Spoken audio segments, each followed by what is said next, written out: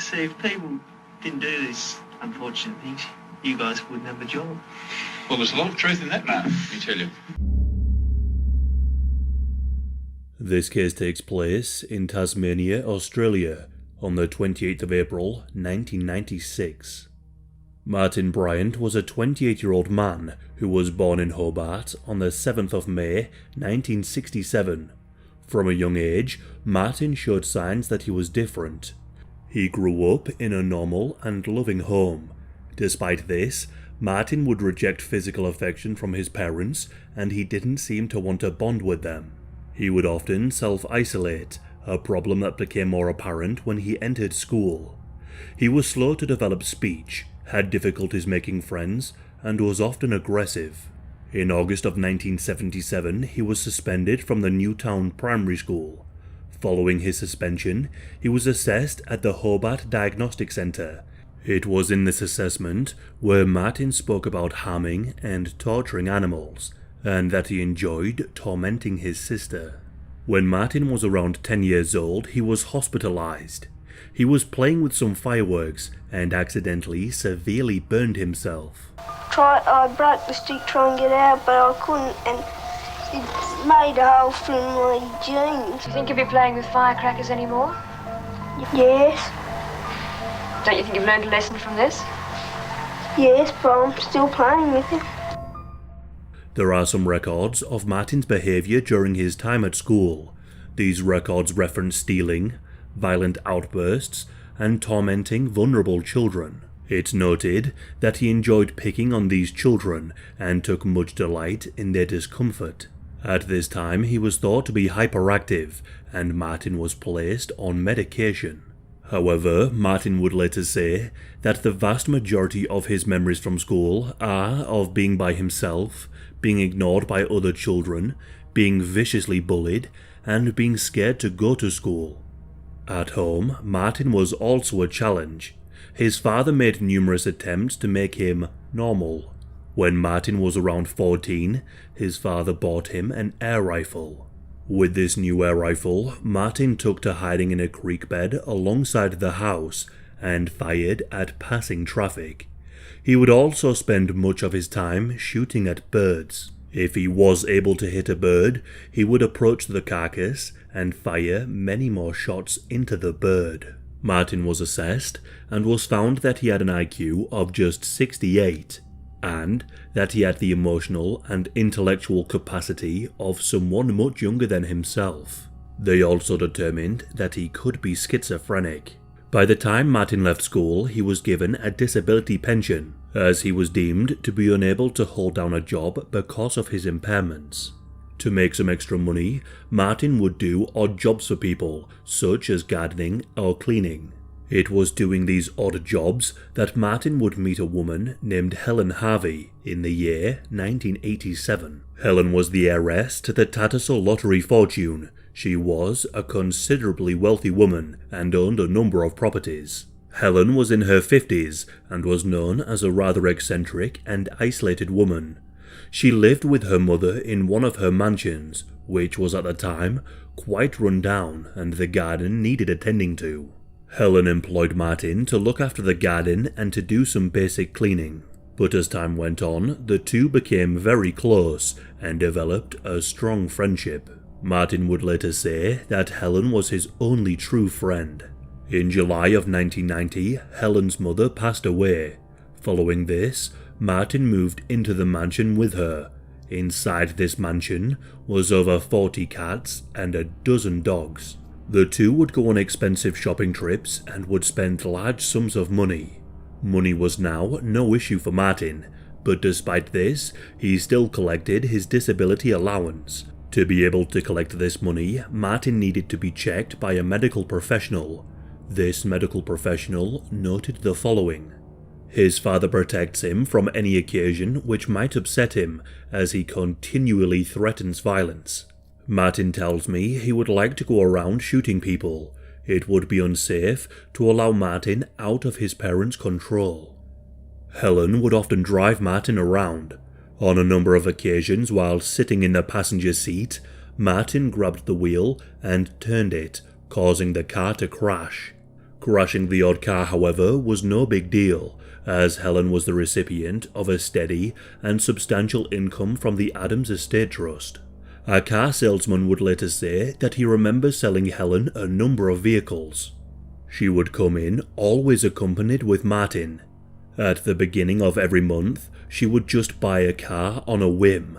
However, when the monthly income from the trust ran out, she'd take the car and sell it, and then when the next month's payment came in, she would go in and buy another car.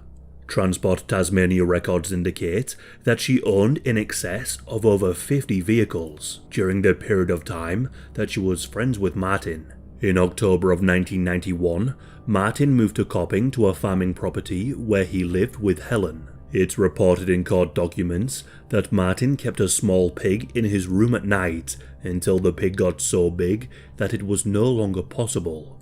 It's said that one of his favourite movies was Babe, but he could have kept the pig in his room for a more twisted reason, as you'll find out later in the video. Whilst living at this farm, Martin would sometimes fire his rifle at unsuspecting tourists as they stopped near the market stalls on the highway.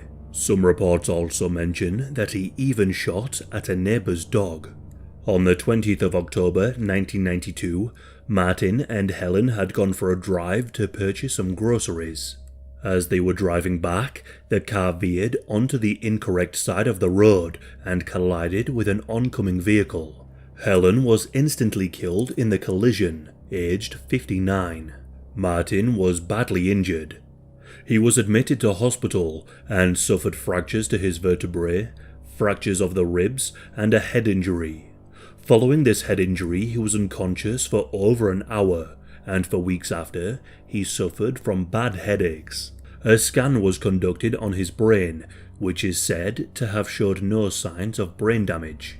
Despite the fact that Martin had caused previous crashes, there was no investigation into Helen's death, and he was never charged. Although Heather's neighbour Barry would later say that Heather once confided in him and told him that she couldn't drive faster than 35 kilometers per hour because of Martin's erratic behaviour. She said, "One day he's gonna end up killing me." Barry provided a statement to the police, but he believes it was never followed up or taken seriously. He also told the police that Martin had threatened to shoot him and his wife. He also believed that Martin was stalking his property at night. He would often find unexplained footprints around his property. As a result of this, Barry purchased a gun just in case Martin ever tried to attack his family. But this would not be the only strange death of someone close to Martin. After the death of Helen, Martin inherited her estate. He would now receive her trust fund payments and her properties. Before passing, Helen had written Martin into her will and given him absolutely everything. Martin was now incredibly wealthy. In 1993, Martin's father Maurice was found dead. His body was discovered in a dam on the family property after going missing in mysterious circumstances. A neighbour found a note pinned to the front door of the farmhouse that read, "Call the police." The emergency services began to search the 29-hectare property for Maurice. It's noted that Martin was at the farm with the emergency services, and he was not taking what was happening very seriously. It's said that he was trying to impress the officers and made several jokes about the situation. The police found Maurice's body face down, with Martin's weighted diving belt around his neck. A note and a large sum of money was found in a car nearby. It's important to note that in the lead up to Maurice's death, he had been acting strangely, and he had also been making preparations for his death, such as changing the bank account over to his wife's name, among other things. It was ruled that Maurice took his own life. However, some have speculated that Martin could have had something to do with the death of his father. An officer working on the case who had grown up near that area noted an unusual amount of sheep carcasses in the water. He pointed out that sheep never drink from the watercourses in Tasmanian spring or winter, and they rarely fall in. A total of $250,000 was left for Martin in his will. Maurice was a major part of Martin's life and helped to keep him somewhat grounded. Despite some of Martin's antisocial behaviour, Helen and his father were influences which helped contain his behaviour. In an attempt to make new friends, Martin would dress in strange and bizarre clothing. He would wear a bright blue suit, carry a briefcase, and would tell people at his favourite restaurant that he was a businessman who earned a lot of money. The owner of this restaurant would later say, "It was horrible. Everyone was laughing at him, even the customers. I felt really quite sorry for him. I realised this guy didn't really have many friends. He was like a child, trying to impress everybody. He struck me as a very eager sort of young guy, like a Labrador puppy. Always had something to say, always trying to impress." Martin also made numerous attempts to begin friendships with young local children and would try and show them adult videos. Martin ended up selling the farm property and began travelling the world. His favourite part of these trips were the flights, and this was because he could speak to the fellow passengers and they had nowhere to go. He would go to Sydney, Melbourne, Miami, London, Bangkok, Tokyo, among other places. In late 1995, Martin lost his luggage while returning to Australia, and when found, Customs discovered 4 illegal X-rated videos. All of them included adult humans with animals. Martin would later say that in 1995, he decided that he had had enough and sometimes thought about taking his own life. He also allegedly told one of his neighbours, "I'll do something that will make everyone remember me." In early 1996, Martin began purchasing a number of weapons. Also in 1996, he placed an advertisement in a newspaper. He was looking for a gardener for his mansion. A woman named Petra Wilmot was employed by Martin to work at the mansion. After a short time of being employed, the two began a relationship. Martin had had a couple of girlfriends before Petra, although none of them lasted very long. For Petra, this was her first boyfriend. On the 15th of April 1996, Martin and Petra went shopping in Hobart. Martin told her that he needed to get a bag for Tai Chi classes and had brought along a tape measure to make sure it was big enough. Although Martin would later tell the shop assistant that he needed strong handles as the bag would be used to carry lots of ammunition. And now we arrive to the 28th of April 1996. Martin on this day set his alarm for 6 AM. His alarm went off and he and Petra had breakfast together and showered. He then loaded his yellow Volvo with his bag that he had bought that month. Inside the bag were handcuffs, rope, a hunting knife, 3 semi-automatic weapons, and a significant quantity of ammunition. He then set off to Port Arthur. On the way, he stopped for coffee and told some people that he met that he was going surfing at Roaring Beach. Martin kept a surfboard on the roof of his car. However, he couldn't surf. He just liked the surfer aesthetic and wanted to imitate it so people may like him. On the way to Port Arthur, Martin headed first to a guest house called the Seascape Cottage, owned by David and Sally Martin. This guest house did have some significance to Martin. His father had previously tried to purchase the guest house, but David and Sally had beaten him to it. Martin apparently believed that David and Sally had bought the property to deliberately hurt his family, and blamed the couple for the depression that led to his father's death. Martin drove to the guest house and shot and killed David and Sally Martin. There were no guests present at the time of the shooting. However, shortly after killing the couple, 2 tourists had spotted the guest house and stopped to take a look at around 12:30 PM. The tourists were a married couple and they just wanted to have a look around. The couple got out of their car and began walking towards the Seascape Cottages, when all of a sudden Martin appeared. The couple later said he appeared to be agitated. He was making jerking movements with his hands and was moving around nervously. The husband said, "I wonder if we could have a look around one of the apartments." Martin replied, "No, my mother and father are out for 10 minutes. I can't show you around because my girlfriend is inside." The couple described his manner of speech as strange and rude. The two became quite uneasy. The wife said to her husband, "Come on, let's get out of here." The couple walked back to the car, got inside, and began driving away from the property. The wife looked back over her shoulder as the car travelled onto the highway. She said Martin was standing at the front of the house, looking in their direction. Shortly after this, Martin left and drove towards Port Arthur in his Volvo. On his way to Port Arthur, he stopped to speak with 2 people who had broken down. Martin chatted to them briefly and was asked if he was going surfing because of the surfboard on his roof rack. Martin replied, "No, I'm going to the Isle of the Dead to get rid of some wasps." Martin then suggested that they meet later at the cafe at Port Arthur. He then continued to drive. At around 1:30 p.m, Martin entered the Broad Arrow Cafe. At the time, around 60 people were inside the building. Martin bought some food and drink and sat outside. One customer overheard him saying that there were a lot of wasps around and that there were too many Asian tourists. Martin then got up and entered the cafe again and found a table that was not occupied. He placed his bag on the table and immediately took out an AR-15 rifle, which was filled with a 30-shot magazine with 26 live rounds of ammunition in the magazine at the time, and began firing upon the unsuspecting victims.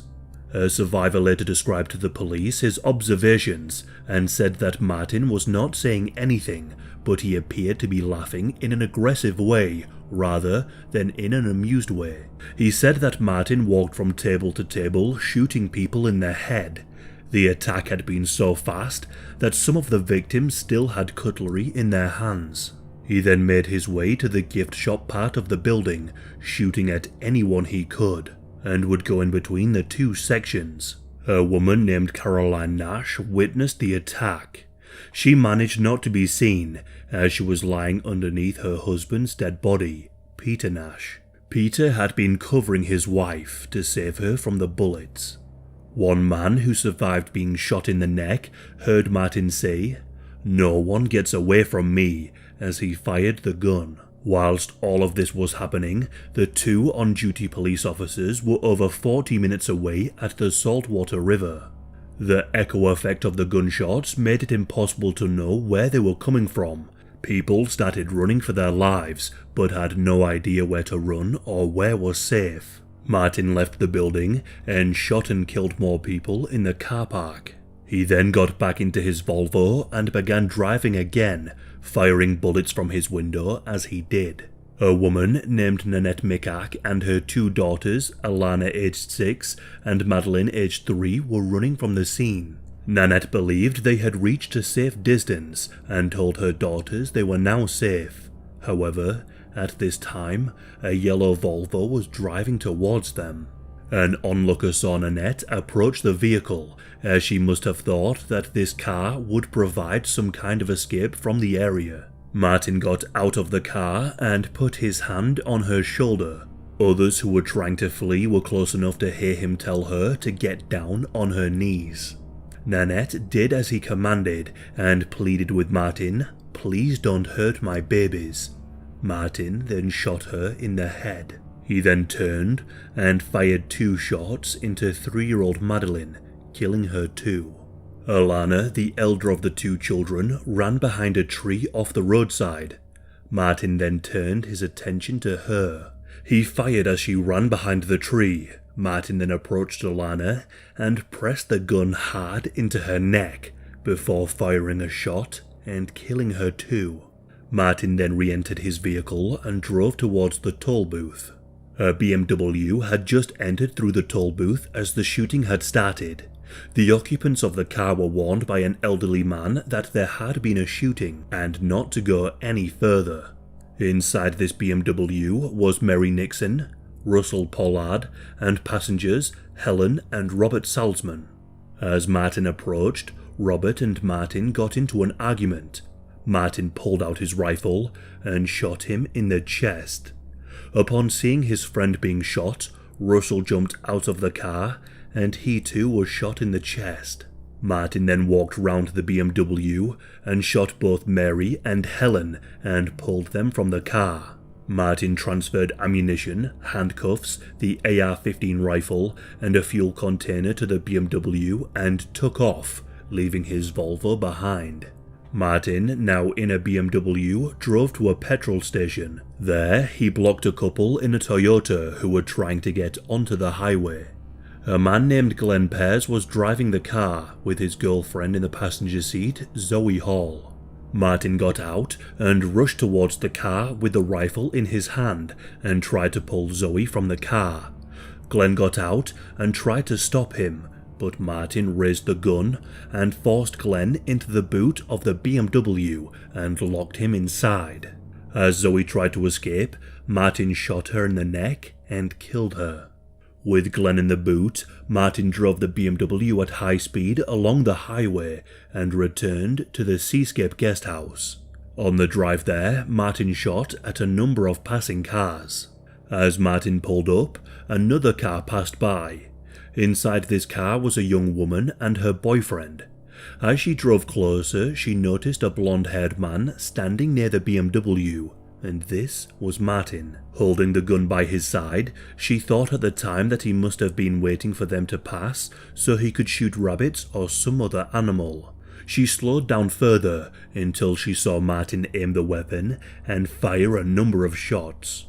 One of the bullets entered into her right forearm, essentially blowing her forearm to pieces. Despite this horrific injury, the couple managed to get away. Martin continued to shoot at passing cars. The police had already been notified about the Port Arthur shooting. However, due to Martin shooting at passing cars, they now knew where he was, and they made their way to Seascape Cottages. After shooting at numerous cars, Martin removed Glenn from the boot, set the BMW on fire, and brought Glenn inside the guest house and handcuffed him to the stair rail. The police moved in and surrounded the area, and a standoff ensued. But first, a scene of horror and carnage in the Tasmanian town of Port Arthur tonight, where as many as 25 people have been shot dead in Australia's worst massacre. At least 15 people are wounded, and the gunman, who's still holding police at bay, is thought to be holding at least one person hostage. Most of the victims are reported to be tourists visiting the historic penal colony at Port Arthur. The police tried to negotiate with Martin for several hours. Martin informed them that he had 3 hostages, when in reality he had 1. The police believed that David and Sally were still alive. When speaking with the negotiator, Martin consistently demanded to be provided with a helicopter to take him to Hobart Airport. From there, he wanted to be flown to Adelaide, threatening to kill his hostages if these demands were not complied with. He said that when the helicopter arrived, he intended to take Sally with him as a hostage and release the others.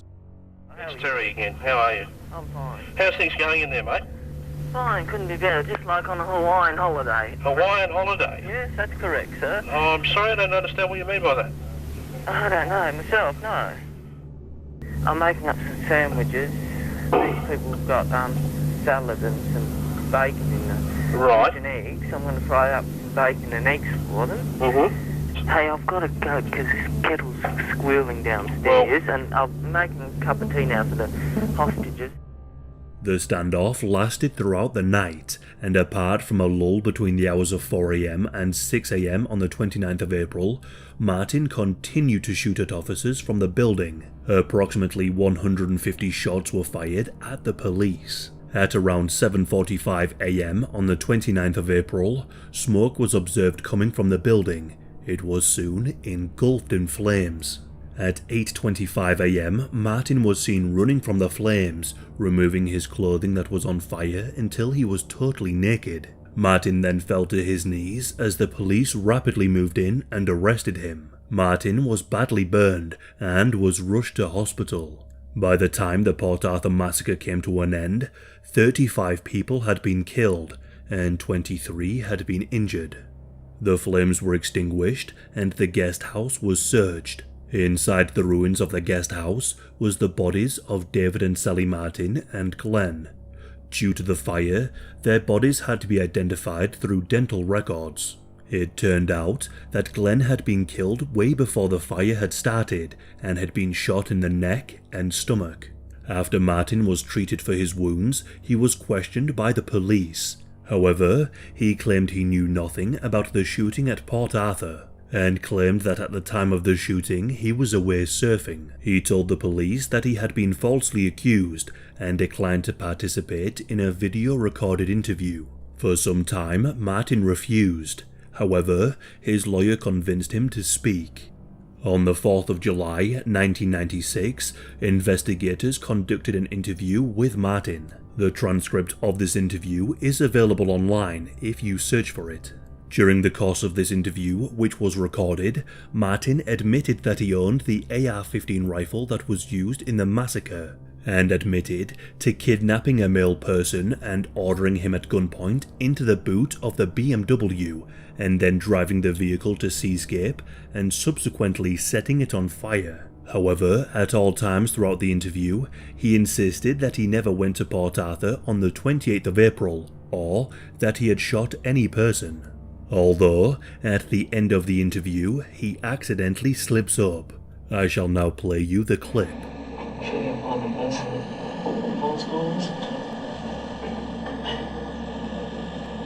don't find that a very funny statement at all, mate, to be quite honest. Should have put that on recording. I'm still recording at this present stage, so that is on recording. As you can see, Martin thought he was being clever and thought the cameras were off, but they weren't. 4 mental health professionals assessed Martin's psychological condition. All agreed that Martin was suffering from a significant personality disorder, but he was not insane. And although Martin had an IQ of 66, his intelligence did not imply that he was sufficiently impaired to satisfy the criteria of diminished responsibility. Martin's lawyer, John Avery, tried to convince Martin that if the case went to trial, they would reach an obvious guilty verdict. Martin then decided to plead guilty to the murders, but not guilty to the multiple charges of attempted murder over those he injured. It's believed he did this to see his victims in court. This, however, would never happen, as on the 7th of November, Martin officially pleaded guilty to 72 charges including murder, attempted murder, grievous bodily harm, kidnap, and arson. Martin's lawyer said, "To go to trial would have been absolute stupidity, but it also involved having all these witnesses, damaged people come to court and give evidence where the outcome was always inevitable. What he wanted was to see the people he'd so grievously maimed to come to court and say it was him. He wanted to be the centre of attention." Martin told his lawyer to offer no explanation for the massacre, and to this day, Martin still has not given a reason. Martin was handed down 35 life sentences, plus 1,652 years without parole. The Port Arthur massacre is the 3rd deadliest mass shooting in history committed by a lone gunman, and the name Martin Bryant is incredibly infamous in Australia. An excerpt from the court documents reads as follows. For those who lost family members or friends, the nature of the impact of the crime include emotional, social, physical, and financial harm. The emotional impact ranges from sadness and disbelief to anger and bitterness to extreme grief. Some are considering ending their lives. Some have been prescribed antidepressant medication and sleeping tablets. The families of the victims have expressed feelings of powerlessness and frustration, feelings of loss for even those surviving members whose lives have fallen apart. They have described their lives as being totally destroyed. Many complained of loneliness and feeling trapped. Many who were also at Port Arthur with their now deceased loved ones suffer with recurrent nightmares and flashbacks. This tragedy has also impacted upon people's social existence. Some victims have said they feel isolated, and they have feelings of not being loved, of being socially insecure, and some point to describing themselves as agoraphobic. Many find that they are easily prompted into a bout of uncontrollable crying, and some have said they experience feelings of guilt when enjoying life. Some have increased or started smoking and increased their alcohol consumption, and many families and friends of deceased victims are receiving ongoing counselling. The names of the victims who were killed that day are on screen now, along with their ages. As a result of the massacre, a number of changes happened in Australia. Gun laws were amended and a buyback scheme was rolled out. 650,000 guns were brought in and destroyed. Those who brought in guns were compensated monetarily. The buyback cost was $304 million in compensation and $63 million in administration. There are some people who believe that Martin is innocent and that he was framed, pointing to the fact that there was no trial, and also claiming that none of Martin's DNA evidence was found at the crime scene. There are also claims that several witnesses did not identify Martin as the shooter. They also find it hard to believe that a man with an IQ of 66 was capable of committing such an attack. Many of the victims were killed with headshots, so the claim is that whoever had done this would have had tactical training. However, it's likely that Martin had such high accuracy due to being in the small cafe that was filled with people. Because it was so crowded, he was able to walk up to people and shoot them at close range. The people who think Martin is innocent believe the government carried out the attack to take away guns, and blamed it on Martin due to his eccentric nature and because of his low IQ, as he would be an easy target to pin the crime on. It's important to remember that Martin did indeed admit to carrying out the massacre when he thought he was not being filmed.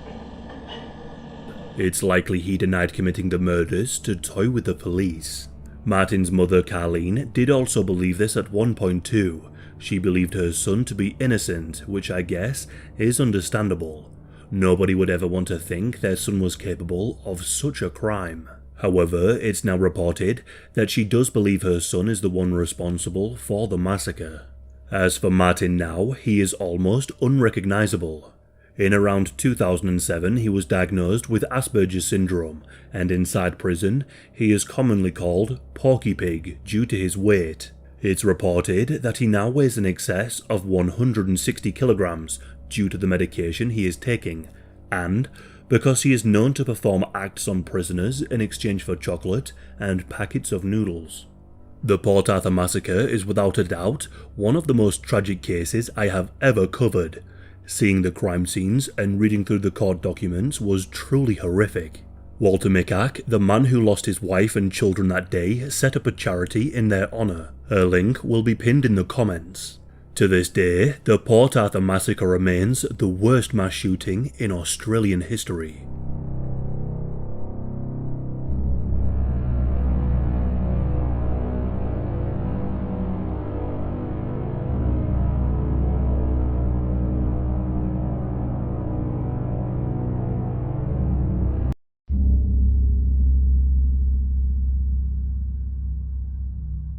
A man looked out of his window and saw one of his neighbours in a frantic state. He rushed out to see what was wrong. The young man said that something was wrong with his family members. The man went inside the house to see what was wrong. He walked into the bedroom of a woman named Jennifer, and there he saw a sight that would scar him for life. The investigators would later say that the murder scene was so disturbing and gruesome, it left them traumatized, and led some of them to retire early. This case takes place near Wollongong, New South Wales, Australia, on the 12th of March 1996. The man left the house and comforted the 18-year-old, who seemed to be in a serious amount of distress. The teenager's name was Matthew de Gruchy. The emergency services soon arrived, and Matthew was in such a bad state after what he saw that he was taken to hospital after he collapsed from stress. Inside that house was Jennifer de Gruchy. She was a 41-year-old woman and the mother to Matthew. Her lifeless body was found laying in her bed. The sheets were saturated with her blood. Someone had entered the room while she slept, looked down on her, placed a pillow over her head, and used a weapon to bash her in the head. Jennifer suffered extreme head and facial injuries. so extreme that the coroner required blood samples to identify her body. She had been hit so hard and so many times that her head had been completely caved in, and her actual brain was seeping out of the cracks in her skull, and had spilled onto the pillow too. But tragically, she wasn't the only victim in this. As the police went through the house, they found 2 other victims. Sarah de Gruchy, Matthew's sister, who was only 13 years old. She had suffered the same fate as her mother, but the attacker was not as ferocious. She was found in her bedroom with extreme head and facial injuries. It appeared that she actually saw the attacker enter the room and anticipated the attack, as she had bruising on her arms that showed she had tried to defend herself and tried to block the violent blows. But this ruthless killer was persistent. She would have suffered a truly terrifying end trying to save herself.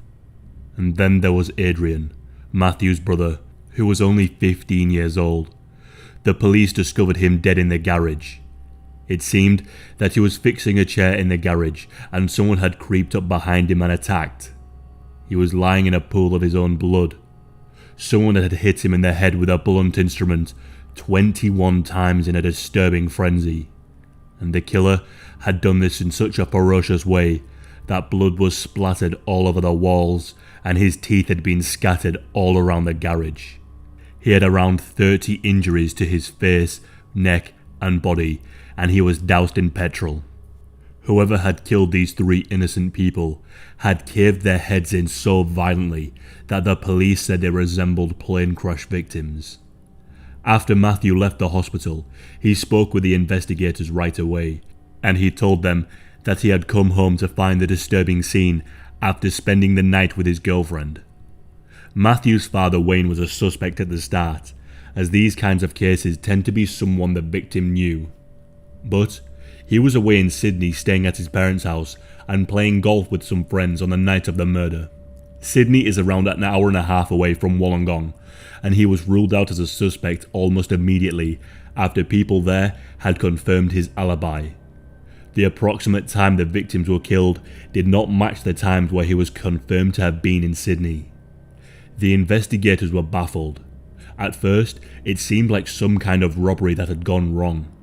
But soon, the police would quickly piece together what really happened here. The investigation was soon underway, and the police managed to discover what the murder weapon could have been. They believed it could have been a sledgehammer or a wheel brace.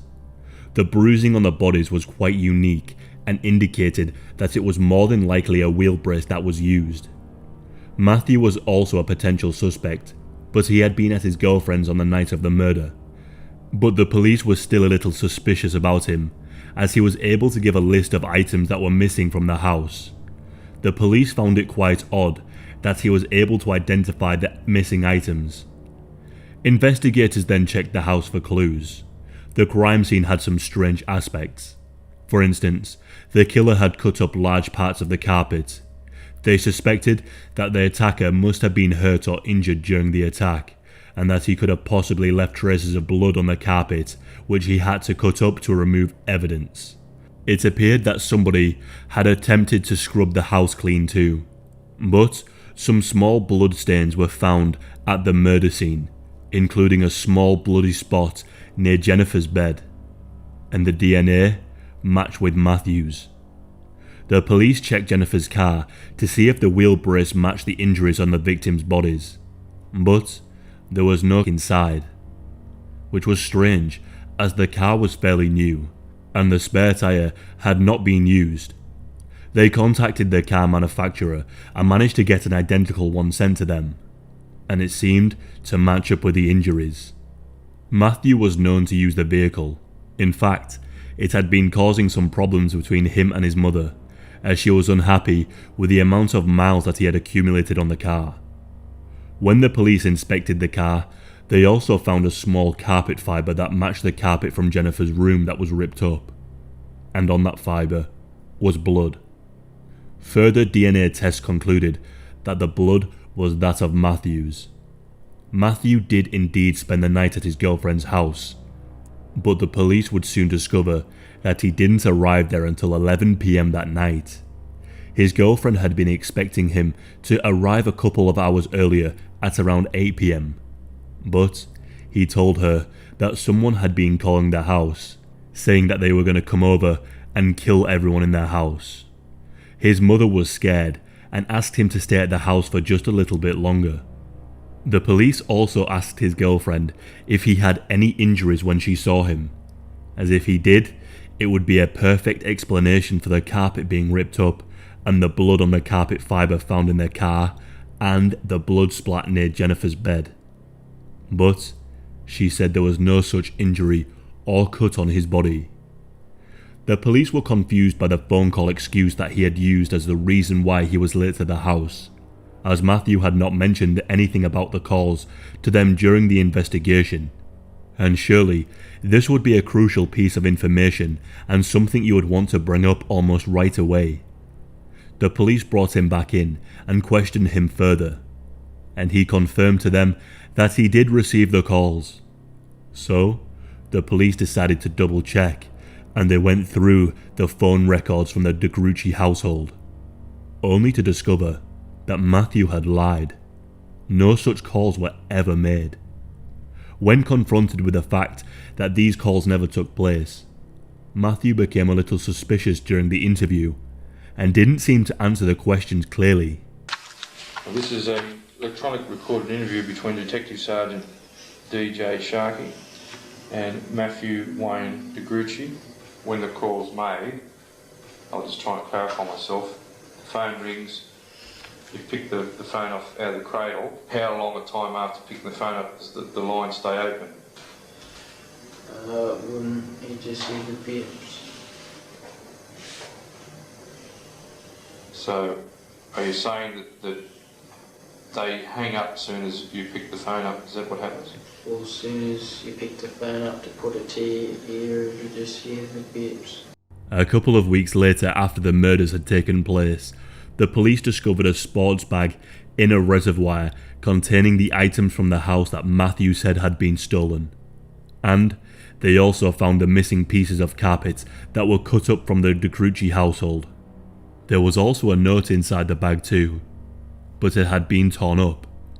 When the police pieced it together, it turned out to be some kind of list with instructions that included open gate, open blinds, knife 1, have shower, hit arm with pole, hit leg with pole, cut self with knife, Adrian, Sarah, mum.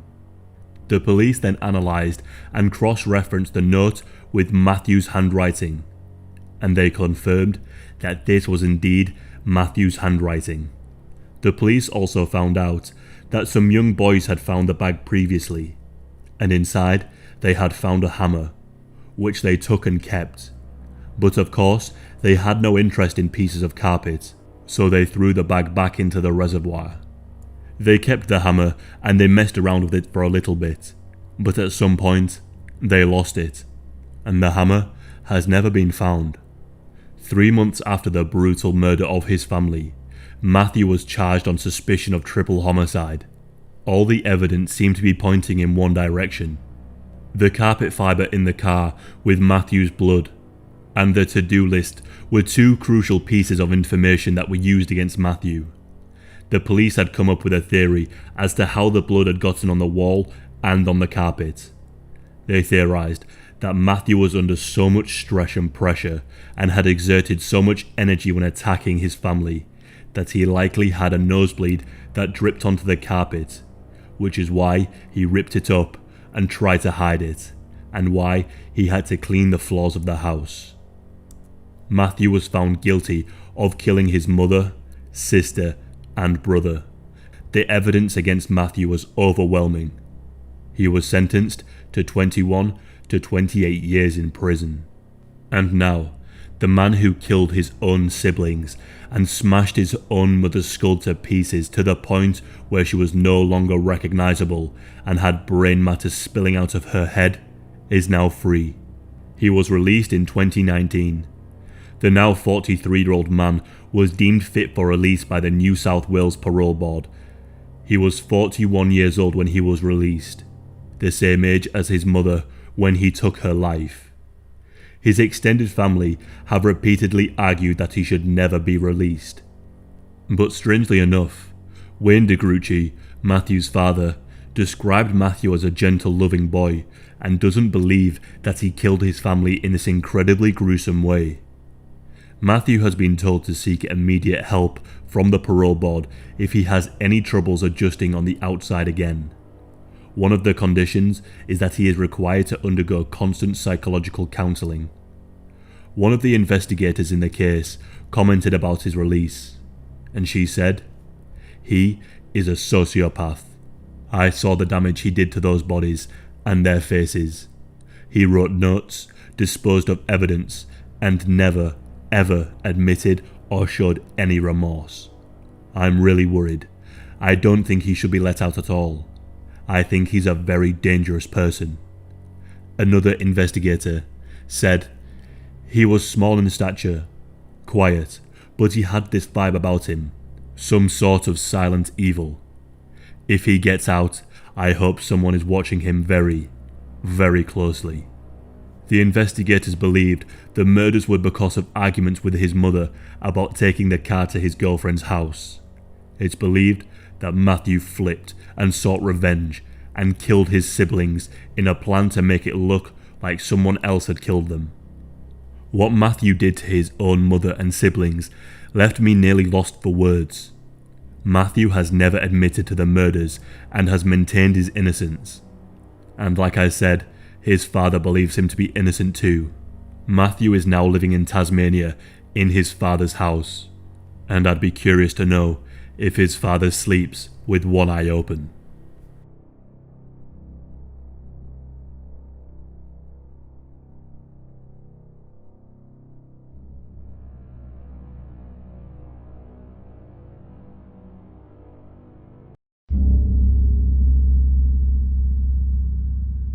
This case takes place in Sydney, Australia, in the year 1988. In 1986, the country of Australia was outraged by the brutal death of Anita Cobby. Anita was walking home from a night out when she was kidnapped near a quiet train station by a number of men who pulled her into the car and then dragged her into a field. These men then committed what is considered to be one of the very worst crimes in Australian history. The murder of Anita was horrendous and especially cruel. There are even rumours that much of what happened to her was suppressed by the media and police as to not anger and disturb the country more than they already were. Some of you may be familiar with this case, as I did cover it just a few months ago. Australia hoped that no such case would ever happen again, but just 2 years later, a similar case would take place, yet again sparking outrage and galvanising the public to seek justice for the victim. Janine Balding was a 20-year-old woman who lived in Sydney, New South Wales. Janine was born on the 7th of October 1967. She was raised in Wagga Wagga, New South Wales, which at the time had a population of around 40,000. Janine had a happy upbringing. She was close with her mother and father, and she had 3 other siblings. Her parents would later recall Janine in her younger years. They said they couldn't remember a time when she wasn't smiling. They said their daughter was incredibly happy and bubbly, and had a number of loyal and close friends in her youth. Janine enjoyed her time in Wagga Wagga, but as she got older, she wanted something more exciting. She wanted to move to a bigger city. Janine's older sister had been living in Sydney for a few years, and Janine desperately wanted to move and join her big sister in a city that had more going on. So when she finished her studies, she made the decision to move with the full support of her friends and family. Janine's sister was living in the family's holiday home right by the ocean in Cronulla, so Janine already had a place lined up to live. She arrived in Sydney and began looking for a job, and fairly quickly she was able to find employment with a bank on George Street, one of Sydney's busiest streets. Not long after moving to Sydney, Janine met a man by the name of Stephen Moran. The two hit it off right away, and they began a relationship. Things were going so well, in fact, that the two became engaged. Her family would later recall that she was incredibly excited about this new chapter of her life. The two bought their own house together in Berkeley Vale. The couple spent a good chunk of their savings on purchasing the property, so they planned to rent out the home until their wedding day as a means to finance their wedding. And once they were married, the two would move in together and begin their own family. But until that day came, Janine stayed living in Sydney with her sister. On the morning of the 8th of September 1988, Janine made her way to work. She had stayed in her fiancé's house the night before, so she drove to Sutherland Station and left her car in the car park and took the train into Sydney to work. This decision would soon result in her untimely death, as on this day, a gang of thugs created horrific plans to abduct someone in that very station. This gang included Matthew Elliott, a 16-year-old who was described as an uncontrollable youth who ran away from his home in the western suburbs of Sydney. He had spent the vast majority of his teenage years in and out of institutions, and not for minor crimes. He had an extensive criminal record for someone of his age. This included arson, breaking and entering, assault, and theft. Another was 22-year-old Shorty Jameson. Shorty had the mental capacity of a 10-year-old, and he too had an extensive criminal record including SA, malicious wounding, and robbery. Then there was Bronson Blessington, 14. He left his home when he was around 9 and spent most of his time on the streets of Sydney. He was often in trouble with the police for petty thefts. And finally, there was Wayne Wilmot, who was 15. He had a criminal record when he was still in the single digits. His criminal record included dozens of SAs, assaults, stealing, and theft. He had been placed into various foster homes, but he just preferred to live on the streets. Wayne also had a girlfriend, 15-year-old Carol Arrow. She had run away from her country home too, and she had stopped in Sydney. Carol had learning difficulties, and she would often associate with people who would take advantage of her. On the morning of the 8th of September 1988, the gang all met up and began talking about the crimes each of them had committed, bragging about which one had committed the worst act. Then Bronson uttered some of the most vile words I have ever covered on the channel. He said, "Let's go get a Sheila and ape her." Of course, the usual reaction to such a suggestion would be disgust, but not for this gang. They actually believed this to be a good idea. None of them thought much about the moral implications of such a vile act, and they agreed to set out and do their best to bring the idea into fruition. As I mentioned earlier, the murder of Anita Cobby was still in the minds of many in Sydney, and it was in the minds of this gang. They knew that the best opportunity they would have would be to target a lone woman near a train station in the dead of night, just like what happened to Anita Cobby. So the gang made their way from Central Station to Sutherland Railway Station, the place where Janine had parked her car earlier that day. This particular spot would be a criminal's dream. It had parking spots in secluded areas that would be out of view from the public. During the train journey to Sutherland Station, the gang attempted to intimidate other passengers. They threatened a number of students on the train, telling them that if they did not give up their seats, they would smash their heads in. Shorty Jameson even found a lone woman on the train and tried his best to make her feel as uncomfortable as possible. He kept showing her an adult magazine and repeated vulgar phrases to her. The gang finally reached their destination at around 5 PM. They waited at the station to find a victim, and it wouldn't be long until they did. 19-year-old Christine had just arrived to the car park right alongside the station. She walked towards her vehicle and searched her bag for her car keys. She opened the door, but just before she would get inside, she heard a noise. She turned around to see one of the gang members standing there, looking rather suspicious. She got into her car as the gang members approached.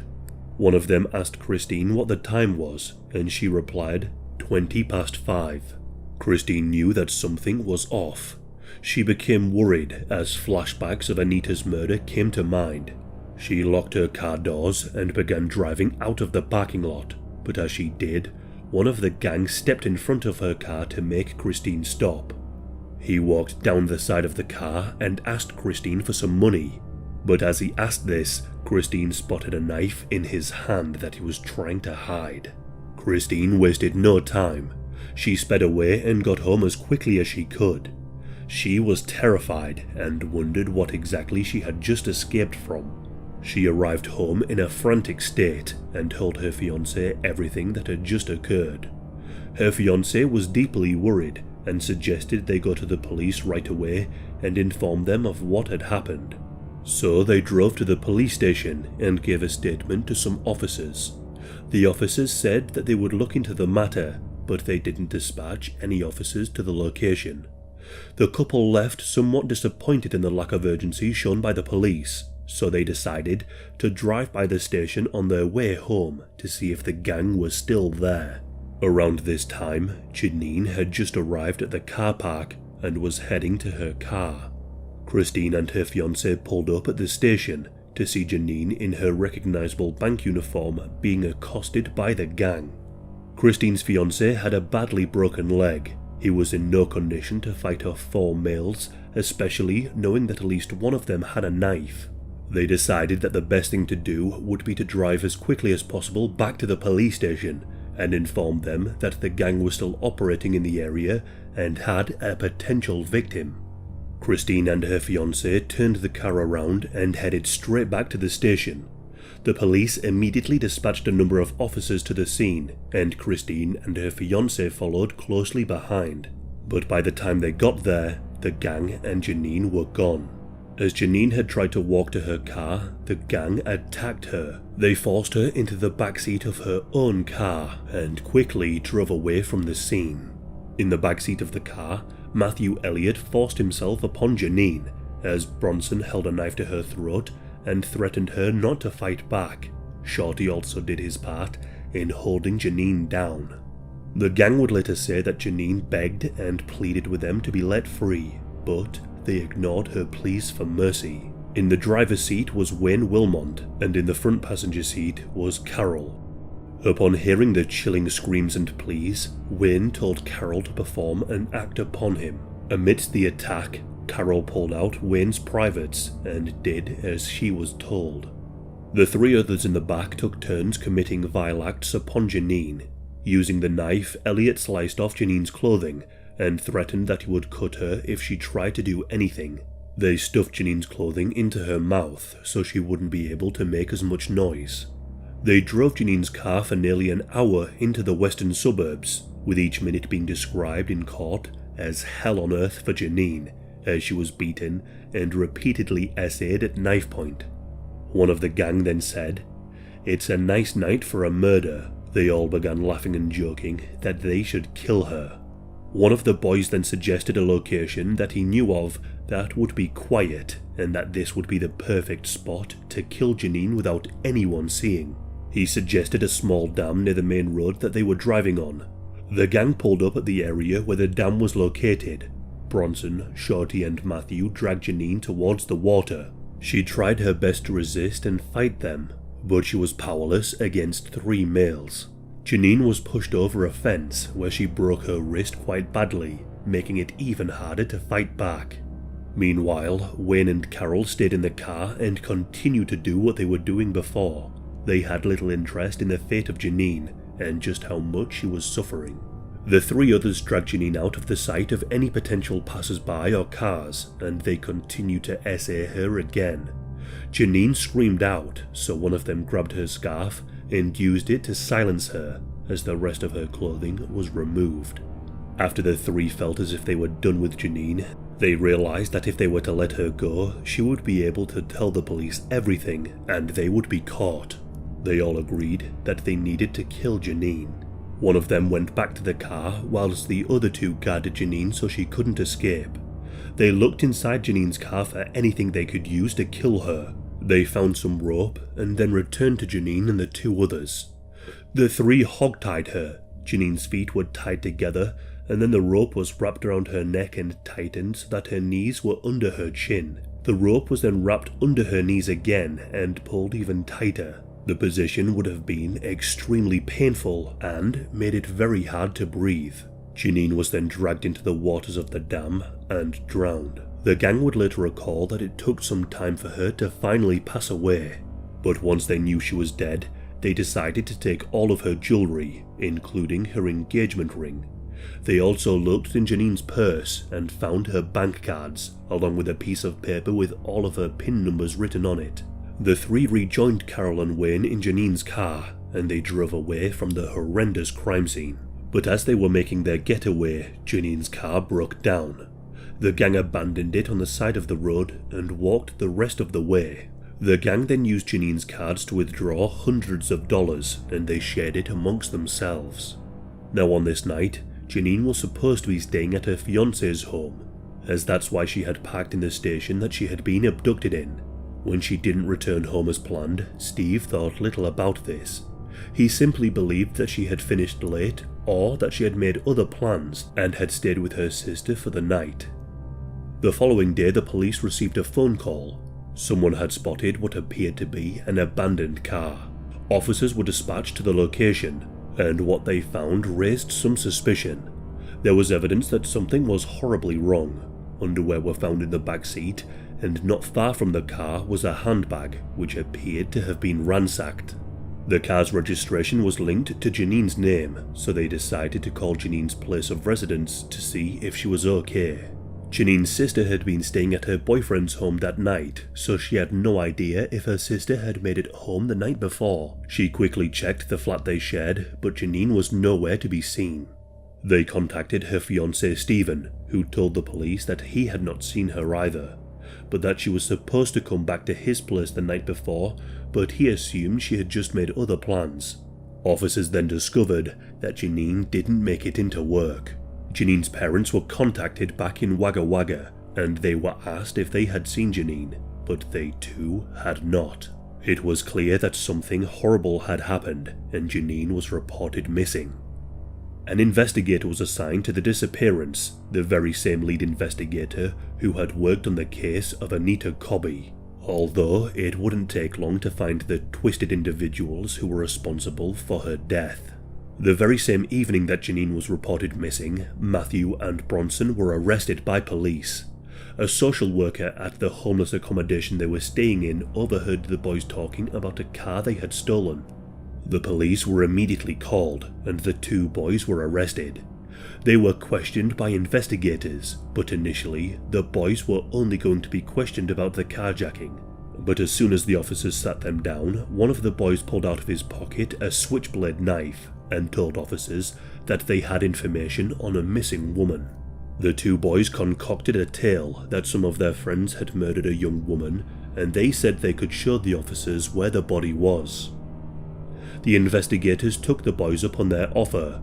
They hopped into a vehicle and made their way to the dam where Janine had been murdered, and there they found the horrific crime scene. Janine's family were called, and they were told the devastating news. But Janine's mother and father wanted to make sure it was really her. They went to the morgue and confirmed their worst fears. The body was indeed their beloved daughter. It goes without saying that the family were distraught with grief. They just couldn't figure out why anyone would want to harm Janine. She had no enemies, and she was friendly to everyone she met. Now, this is something that I found to be incredibly touching. Janine's family were about to enter a nightmare that another family were all too familiar with. Anita Cobby's parents, Gary and Grace, couldn't bear the thought of someone else having to go through what they went through with no guidance. They decided to reach out to Janine's family and offered them some much-needed support. They told them what to expect in the coming days, how to navigate the relentless media, and how the court proceedings would work. Gary and Grace were with the family every step of the way, something that gave them some much-needed comfort in such horrific times. Janine's family were incredibly grateful to just have some people who truly understood what they were going through. Meanwhile, Matthew and Bronson were being questioned further, and they provided true details of the killers and kidnappers. A warrant was issued for Carol Arrow and Wayne Wilmont. The couple were quickly found in King's Cross, and they were arrested. A nationwide manhunt was conducted looking for Shorty. Shorty Jameson is a rather odd-looking individual and stands out amongst a crowd. His mother had consumed alcohol and illegal substances before he was born, and this severely impacted him. He was quickly found and arrested in Queensland. All 5 were questioned about the murder. They all gave a similar story, but they all denied being the one who actually killed Janine. They all claimed that an individual by the name of Scott Agus was the one who truly was responsible for the murder. Scott was arrested and questioned by the police. He denied any involvement and seemed to be genuinely confused. He was able to provide a solid alibi. He had been with a number of social workers when the crime occurred, and this was confirmed. Scott was released by the officers when they became convinced that he played no role whatsoever. The evidence for the other 5 being involved was overwhelming. At this time, DNA evidence was still in its infancy. The United Kingdom was one of the leaders in this technology, so samples were taken of the 5 and were sent off to the UK to be tested. The DNA evidence found inside Janine implicated Bronson and Matthew, but not Shorty. A number of witnesses came forward and remembered seeing the gang covered in dirt and mud. They were using a bank card to withdraw money at the time. Christine, the first woman to be harassed by the gang, was brought in as a witness. She was immediately able to pick out a number of the gang members in a police lineup. Wayne and Carol's fingerprints were found in Janine's car, linking them to the crime. The knife used in the attack was also traced to a shop. The owner of this shop was shown images of the gang, and he was able to identify Matthew as the one who purchased the blade. And when Carol was arrested, she was found to be wearing Janine's watch. Despite having no DNA evidence against Shorty, plenty of witnesses came forward, and they distinctly remembered seeing him with the gang before and after the murder. He was picked out numerous times. When Christine had heard the news about Janine, she was distraught. She beat herself up, believing that she should have done more to save her, but Janine's parents assured her that she had nothing to be sorry for, and that she did everything she could by alerting the police. The trial would soon begin. Janine's mother Beverly bravely said that she would attend every single day of the trial. She wanted to know exactly what these monsters had done to her daughter. The court was presented with the horrific details of the crime. How Janine begged to be saved, how she tried to fight back, and how she was essayed multiple times at knife point. Beverly heard it all, in what I can imagine must have been unbelievably traumatic. As the details of the case were read out, the gang began to laugh, and they made a number of jokes. They would often shout out and jeer as the jury and the rest of the court looked at them in pure disgust. But the trial would soon have to be put to an end temporarily, causing much stress to the family. The gang decided to change their story and claimed that Shorty Jameson wasn't actually present at the murder, and that it was actually another person who was also called Shorty. They identified another homeless man named Mark Shorty Wells as their accomplice. Mark Shorty Wells was a schizophrenic and a self-described Satanist. He was tracked down in Brisbane more than a year after the murder. In court, it became clear that he knew some of the details of the murder, but he said that the reason he knew these details was because he had a dream during a seance. Eventually, Mark Shorty Wells was acquitted of any wrongdoing, and the second trial was now to be held. However, before this happened, the charges against Carol Arrow were dropped, as she was found to have serious mental deficiencies. Wayne Wilmont entered a plea as the police accepted that he stayed in the car with Carol during the time of the murder. He was sentenced to 10 years. Evidence cementing Shorty Jameson's involvement in the crime was brought before the court. He had bragged to another prisoner about the crime, stating that he would do it again if he was ever given the chance. This prisoner testified against him in court. Stephen Shorty Jameson, Matthew Elliott, and Bronson Blessington were all found guilty of the murder of Janine Balding. The public were furious.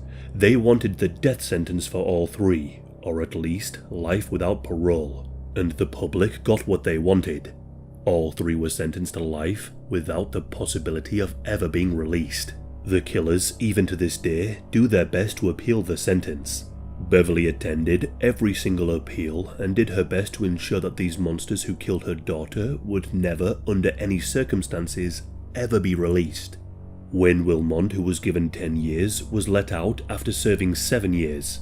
He would go on to essay another further 4 women and was sentenced to for these crimes. He was ordered to attend a course to show the damage essay has done to people, but during this course, he exposed himself to a nurse and tried to attack his therapist after he told the therapist that Janine got what she deserved. Wayne is one of the few people in Australian history not to have been convicted of murder, but still deemed far too dangerous to ever be released. In 2019, psychological assessments were conducted on Wayne. He was found to have an IQ of just 74. He was found to be highly callous, manipulative, and deceptive, traits consistent with a psychopath. The others also still remain in prison, where hopefully they will stay until their final days. However, Bronson insists he is a changed man, and that he has found God. He has been speaking and writing to an Anglican minister named Simon Manchester every week for the past 12 years. Reverend Manchester believes that he is now rehabilitated, and is deeply remorseful for his part in the murder of Janine. The Reverend said in an interview, "I think that what he did was horrendous, and if I was the Balding family, I don't know how I would cope. But I have observed him for over 12 years, and he is a genuine believer." Despite the claims that Bronson has turned his life around, the Balding family have never received an apology from him. Janine's brother doesn't believe for 1 second that Bronson is genuinely changed, and went on to say about his religious conversion, "If he thinks he's going to the same heaven as my sister, he's mistaken." The case of Janine Balding shook Australia to its core, much like the case of Anita Cobby. It can't be understated just how much of a hero Janine's mother Beverly is.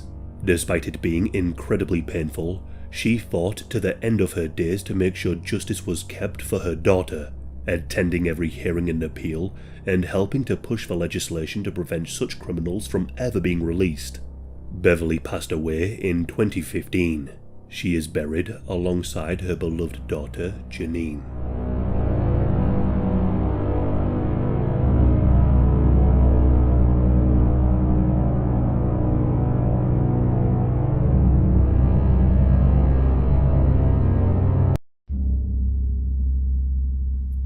You may think you have seen this case on my channel before with the case of Mr. Cruel. However, this is very much a different story, but with some similar themes. This case takes place in Australia between the years of 1979 and 1980. On the 10th of December 1979, a man who called himself Mark Chapman walked into a gun store in Burleigh Head and purchased a Glenfield .22 caliber rifle. Whoever this man was, Mark Chapman was not his real name. He left the store with the weapon after providing an address where he claimed to live, although he had faked his place of residency too. And just 5 days later, this so-called Mark Chapman would use the weapon in a series of disturbing crimes.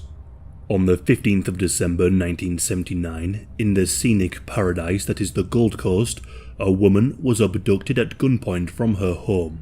She was reading when a man wearing a balaclava broke in and forced her to get into the back of her car. He then drove them to the Gold Coast hinterlands, and once arriving in a secluded location, this masked man forced himself upon the woman in the backseat of the car. After this twisted crime, he then forced her into the boot of the vehicle, drove to a beach, and left.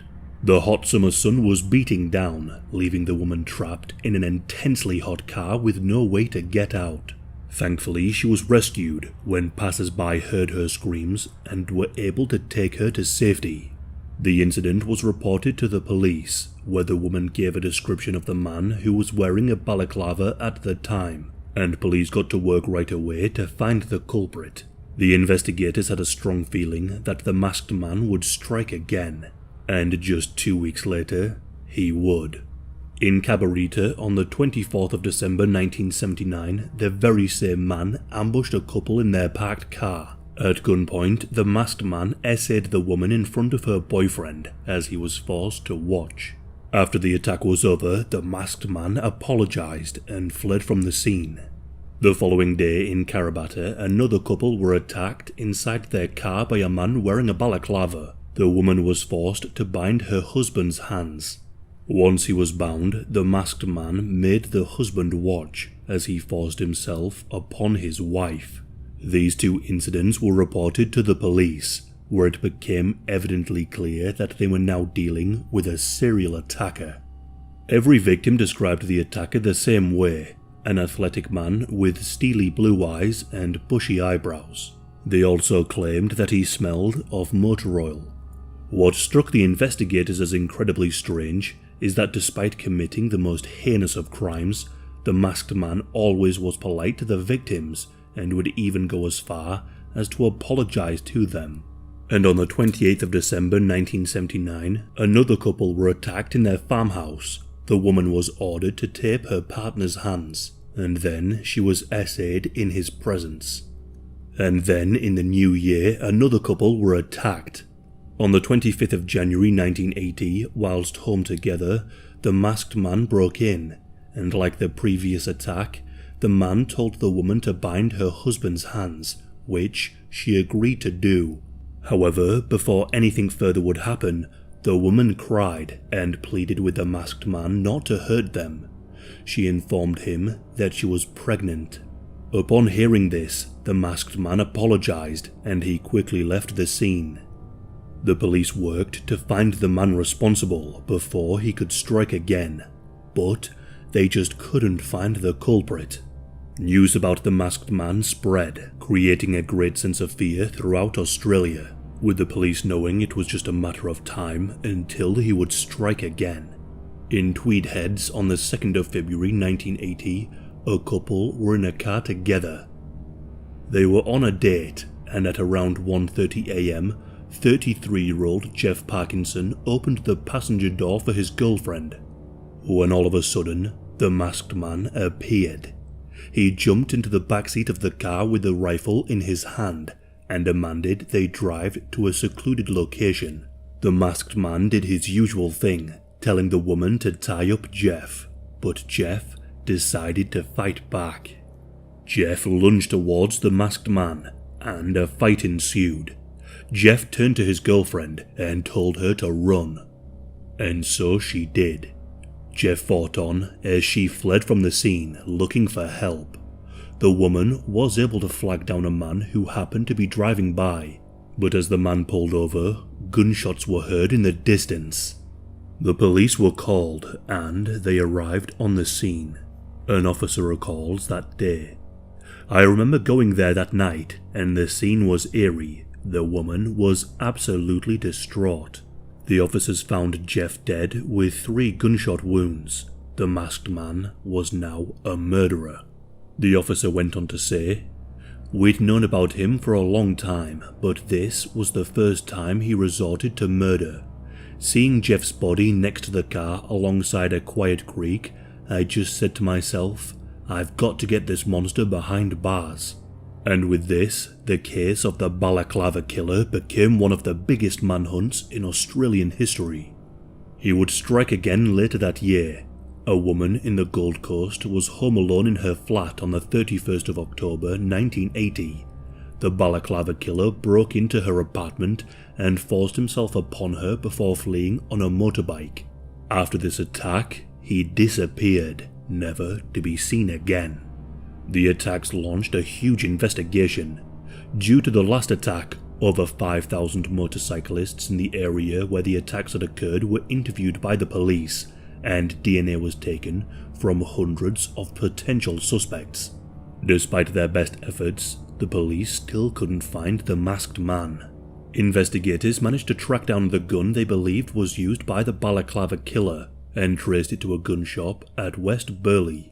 The owner of the gun shop pulled up the records, and as I said earlier, the masked man had used the name Mark Chapman and had given a fake address. They had no way of finding him. The shop owner saw the man's face and described him looking similar to how the victims described him from what they could see through his homemade balaclava. He had the same eyes and hair colour. But sadly nothing else came from this information, and over the years the case went cold and was closed. In 2008, the case was reopened. DNA evidence was reviewed by police in hopes of solving the string of disturbing crimes, but their efforts proved to be unsuccessful. The lead investigator who attempted to track down the Balaclava Killer says that he often loses sleep over the fact he never found the monster. There is one theory as to who the Balaclava Killer could be, a despicable man named Ashley Colston. Ashley is an Australian triple murderer who is currently serving 3 sentences of life imprisonment for killing 3 people in Melbourne in 1992. Now here is where things get rather strange. The Balaclava Killer stopped abruptly in the 1980s, which is when Ashley moved to Sydney. Ashley also owned a black motorbike and was known to frequent the area where the attacks took place. Ashley also shares a rare blood type with a person believed to be responsible for the crimes of the Balaclava Killer. And not only this, Ashley also had a .22 caliber rifle, the one that the Balaclava Killer would use in his attacks. He even bought the weapon with a fake name. At some point in the late 80s, Ashley travelled to Melbourne, and it's in the 80s in Melbourne when Mr. Cruel began his reign of terror. Mr. Cruel is the name given to an unidentified Australian killer who attacked 3 girls and murdered 1 in Melbourne in the late 80s and early 1990s before abruptly stopping. He was known to wear a balaclava during these attacks, and the police actually believe that the Balaclava Killer may have moved to Melbourne in the 80s. Mr. Cruel began his attacks in the 1980s and abruptly stopped in 1991, and Ashley Colston was arrested in 1992. Neither Mr. Cruel nor the Balaclava Killer have committed any further crimes since Colston's arrest. Whether or not Ashley is the Balaclava Killer and or Mr. Cruel remains open to speculation, but many have refuted these claims. According to the Gold Coast Bulletin, the former Assistant Police Commissioner, Eric Strong, said that he had no doubt that the Balaclava Killer was imprisoned for other crimes. The crimes still haunt him to this day. He said when he gets a quiet moment, he thinks about the attacks and the murder committed by the Balaclava Killer. He says, "It stuck with me for all of these years. He's the one that got away. The fella has probably been captured in another state and is serving time there for murders, but I don't have that assurance. I fear that he hasn't faced up to the justice he deserves. He would have to be in jail because he'd still be attacking. We'd still be hearing about the Balaclava Killer." The terrifying case of the Balaclava Killer is still no closer to being solved. Not even a $50,000 reward has helped the police solve the crime, and he remains one of the most wanted men in Australia. That is, if he is still out there.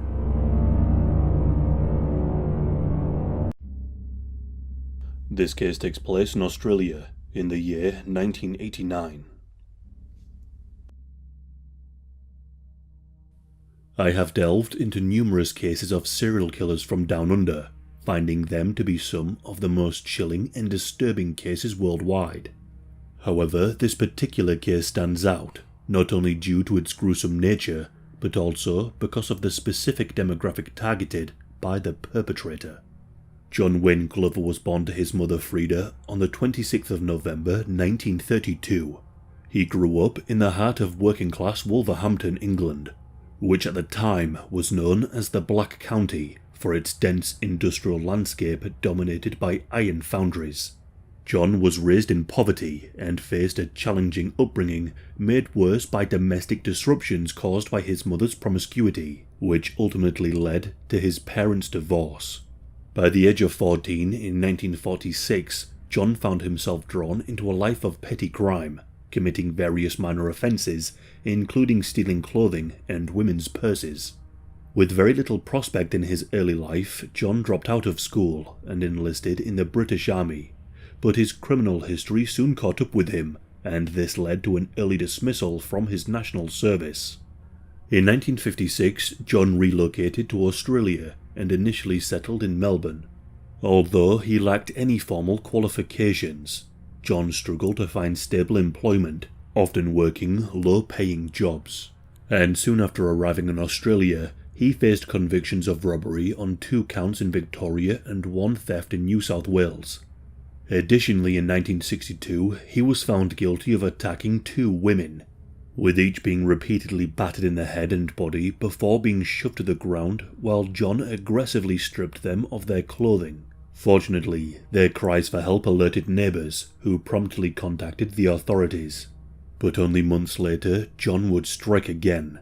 A 24-year-old woman was discovered in the front yard of somebody's home. She told the police that she was returning home from a work-related meeting at 10:30 p.m. when John pursued her down a dimly lit residential street, cornering her as she attempted to flee. John had beat her unconscious. She awoke in the lawn in a state of shock. She was bleeding profusely, with her garments dishevelled. Despite her screams alerting the neighbourhood, John had already fled the scene. Eyewitnesses reported seeing a young man escaping and entering a nearby yard, which finally led to the arrest of 29-year-old John Glover. John attributed his actions to emotional turmoil following a dispute with his girlfriend. After being apprehended, he was detained overnight before securing release on bail the following morning. However, as John attempted to leave the police station, he was intercepted by 2 investigators keen to discuss a similar assault reported weeks earlier. Initially denying involvement, John eventually confessed to the prior incident upon further inquiry, leading to him being detained again and charged. The detectives were taken aback by John's prior convictions and the extreme violence of the attacks.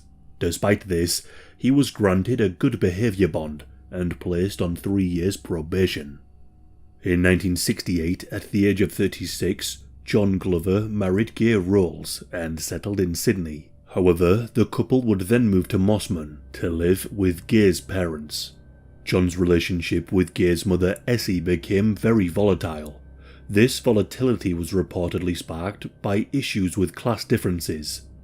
In 1976, Frida, John's mother, joined him in Australia, further complicating his relationships with women. He was now surrounded by 2 women whom he had terrible standings with, and thus a deep-seated resentment towards women developed within him. John managed to keep a lid on his hatred towards women whilst his mother and mother-in-law were alive. However, by the late 1980s, both of them had passed away, sparking the motivation of what was to come. Despite having a wife, children, and a job as a successful pie salesman, John began to return to his old ways of attacking women and robbery. On the 11th of January 1989, John spotted 84-year-old Margaret Hunter walking along peacefully on Hale Road in Mossman. He parked up his car and ensured there were no onlookers before punching her in the face. He then stole her expensive handbag and ran as she yelled at him. Subsequently, he took the stolen money and indulged in drinks and played poker machines at the Mossman RSL Club. The investigating officers categorized the incident as a mugging, summarizing that an opportunistic observer had noticed the elderly woman with money and seized the chance to strike. Mrs. Hunter emerged physically intact from the ordeal, albeit seriously bruised and shaken, although she was remarkably fortunate given what transpired with John Glover's subsequent victims. It was the first day of autumn, the 1st of March 1989. Locals were going about their business in the safe and comfortable suburb of Mossman, where crime is almost non-existent. Gwendolyn Louise Mitchell-Hill, an 82-year-old widow, was visiting the local shopping centre near to where she lived. At 4 p.m, she made her way home. Walking in the opposite direction to her was John Glover. When John spotted Gwendolyn walking towards him, he walked to his parked car, retrieved a hammer from his boot, and wrapped a cloth around the head of the hammer. John followed her to the foyer of her apartment block, and just as she reached the door, John brutally attacked her, cracking her skull and many of her ribs. John then stole her purse filled with money, and whilst he was blissfully spending it on poker machines, a group of young boys found her body. Gwendolyn was barely hanging on to life. There was a large amount of blood around her head, and initially, the young chaps assumed she had fallen over. They called for an ambulance, and Gwendolyn was taken into hospital. where it became clear that she had been horrifically attacked. Tragically, her injuries were too great, and Gwendolyn would pass away in the hospital later on. An investigation was soon launched. The police discovered that she had been robbed, but they did not suspect a link to the previous robbery of Mrs. Hunter. A forensic expert conducted the post-mortem and found several injuries to the back of the head, including a laceration and a fracture along the midline. Another aspect of the attack was that Gwendolyn's underwear and tights had been removed, and her shoes were positioned neatly next to the door. Despite the intimate nature of removing underwear, there was no evidence whatsoever of SA, which initially baffled the investigators. Investigators returned to the scene of the crime to gather evidence, but it was too late. A group of good-intentioned neighbours had washed down the crime scene, thereby inadvertently washing away any evidence. Besides a spot of blood, there was little to no forensic evidence, and no murder weapon was found. The detectives were baffled. This was a brutal crime, committed just meters away from the bustling main street in broad daylight, and adjacent a busy construction site. 2 months later, on the 9th of May 1989, an 82-year-old lady named Lady Winfred Isabel Ashton was enjoying a night of lunch and bingo at the Mossman RSL Club. Following this, she walked to a nearby shopping centre before heading to her nearby home. Unbeknownst to her, she was centred in the sights of John Glover. John stalked her while she walked down her driveway. All was calm in the life of Lady Ashton, until her sinister stalker was overcome with a bloodlustful rage. Lady Ashton was violently attacked, with her head being bashed against the concrete floor several times. She struggled for her life, leaving a gruesome crime scene behind. She was eventually found in the bin room.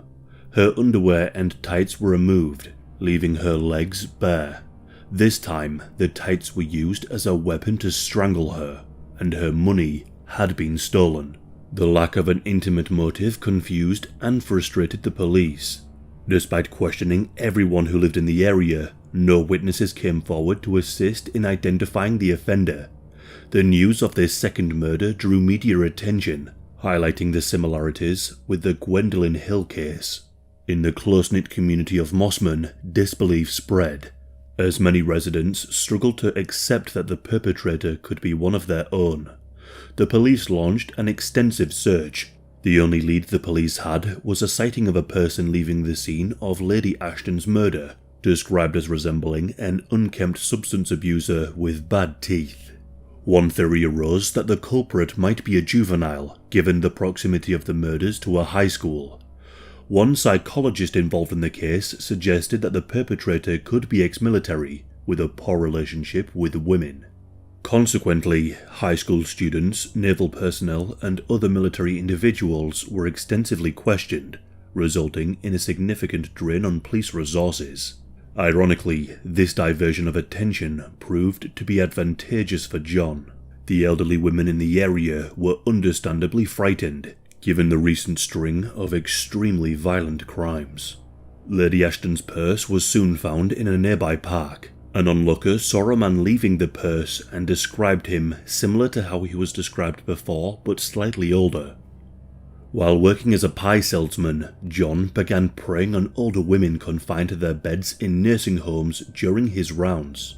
His first nursing home victim was 77-year-old Marjorie Mosley. He molested her on the 6th of June 1989, less than a month after his last murder.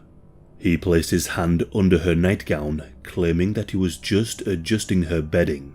On the 24th of June, John visited the Caroline Chisholm nursing home in nearby Lane Cove. There he discreetly raised an older woman's clothing and fondled her buttocks. He then proceeded to insert his hands down the front of another woman's nightdress, caressing her breasts. He managed to flee after another one of the terrified women began to scream. Local police investigated these instances, although they were initially deemed unrelated to the Mossman murders because the police suspected a much younger man. And in these cases of SA, he was described as older. Also, whilst he may essay some older women and kill some others, he seems not to do both at the same time. 5 months would pass, and on an October afternoon just after 4 p.m, 86-year-old widow Doris Cox was strolling along the footpath outside her apartment on Split Road in Mossman. On the other side of the road, John Glover was visiting the post office.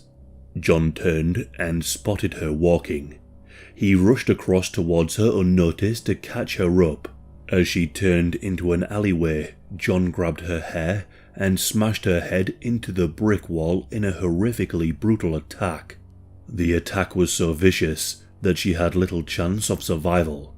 However, miraculously, Doris Cox survived the onslaught and was taken to hospital with horrific injuries. Initially, it was believed that she had fallen over. By the time doctors became suspicious and informed the police, the neighbours had already washed down the crime scene, complicating evidence collection once again. The police were excited at the prospect of interviewing a potential survivor of the serial killer. But unfortunately, Doris had no recollection of the attack. She was unaware of where she was attacked, how she was attacked, and who attacked her. As it turned out, Doris actually had dementia, to the extent that when a mirror was held up to her face so she could observe her injuries, she denied that the face in the mirror was hers. Some witnesses came forward, saying that they saw a young male skateboard rider riding a skateboard down on the footpath outside this retirement village near the time of the murder. An updated sketch was produced, but again to John's benefit, as the profile was incorrect. This goes to show how witness sightings alone are not enough. By this point, the pressure on the police was mounting, and John Glover's confidence was only growing, making for a very dangerous time for the Mossman community. Several days later, in Lane Cove, Sydney, a few kilometres from Mossman, John Glover was fated to meet his next victim. A 78-year-old woman named Dorothy Binky was walking down the main street of Lane Cove when she was approached by a seemingly very nice and polite man, John Glover. John offered to help her carry her shopping bag, and they both made their way to Dorothy's house. Dorothy was pleased with John's kindness, and so she offered to repay his favours with a warm beverage. Amazingly, John declined. It looked as though John had a moment of consideration for his actions and may have turned over a new leaf. However, this did not last very long. In fact, it didn't even last an hour. Soon enough, John Glover returned to the hunt. As he retraced his steps back to the main street in Lane Cove, he passed Margaret Powden, an 85-year-old widow. Margaret was totally unaware of his presence as she turned down an alleyway towards her home. John followed closely behind. He then pulled out his cloth-covered hammer and brutally attacked Margaret. Sticking to the same script, he then removed her tights and underwear again and placed her walking stick neatly at the side of her body, leaving her alone on the ground, fighting for her life. This audacious act occurred in full view of an adjacent retirement village and a nearby school. Yet shockingly, nobody witnessed anything. Margaret was later discovered by a schoolgirl on her way home from the local shop. At first, the girl approached with curiosity, mistaking Margaret for a pile of rags, until she realised that blood was pooling from the injured head of Margaret as she lay face down. Shocked, the girl ran straight to her mother in the nearby apartment, who then rushed to the scene. The woman checked for breathing and then called an ambulance. Although Margaret was still alive when she was found, she was pronounced dead shortly after by medical services. Despite repeated warnings not to wash down the scenes where elderly people may have, quote-unquote, fallen, neighbours soon washed down the crime scene for the third time, removing potential forensic evidence. With the body count of elderly women now totaling 3 dead and 1 survivor in 7 months, all victims bludgeoned and bashed in broad daylight, the tabloids gave the killer a name, the Granny Killer, and the name stuck. On the 3rd of November 1989, at a retirement village in Belrose, John Glover continued his killing spree. 81-year-old Olive Cleveland was sitting on a bench enjoying the distant ocean views when her tranquility was disrupted by an unwelcome stranger.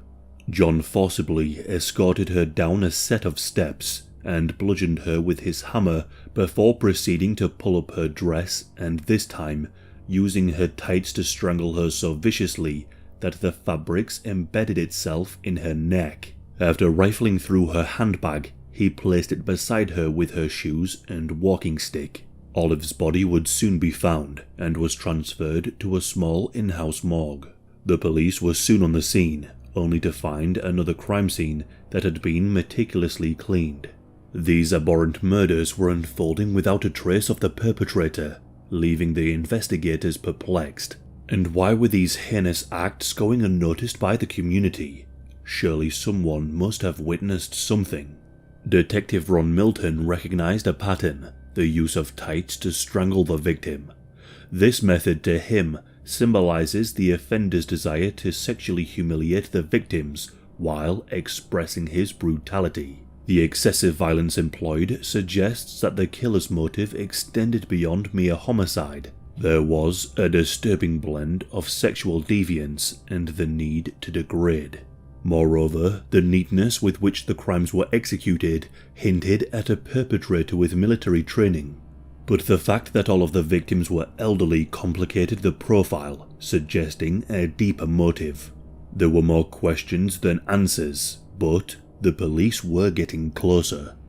The investigators needed answers quickly, so they created an official task force of hand-picked detectives, increasing the number to 70 working on the case.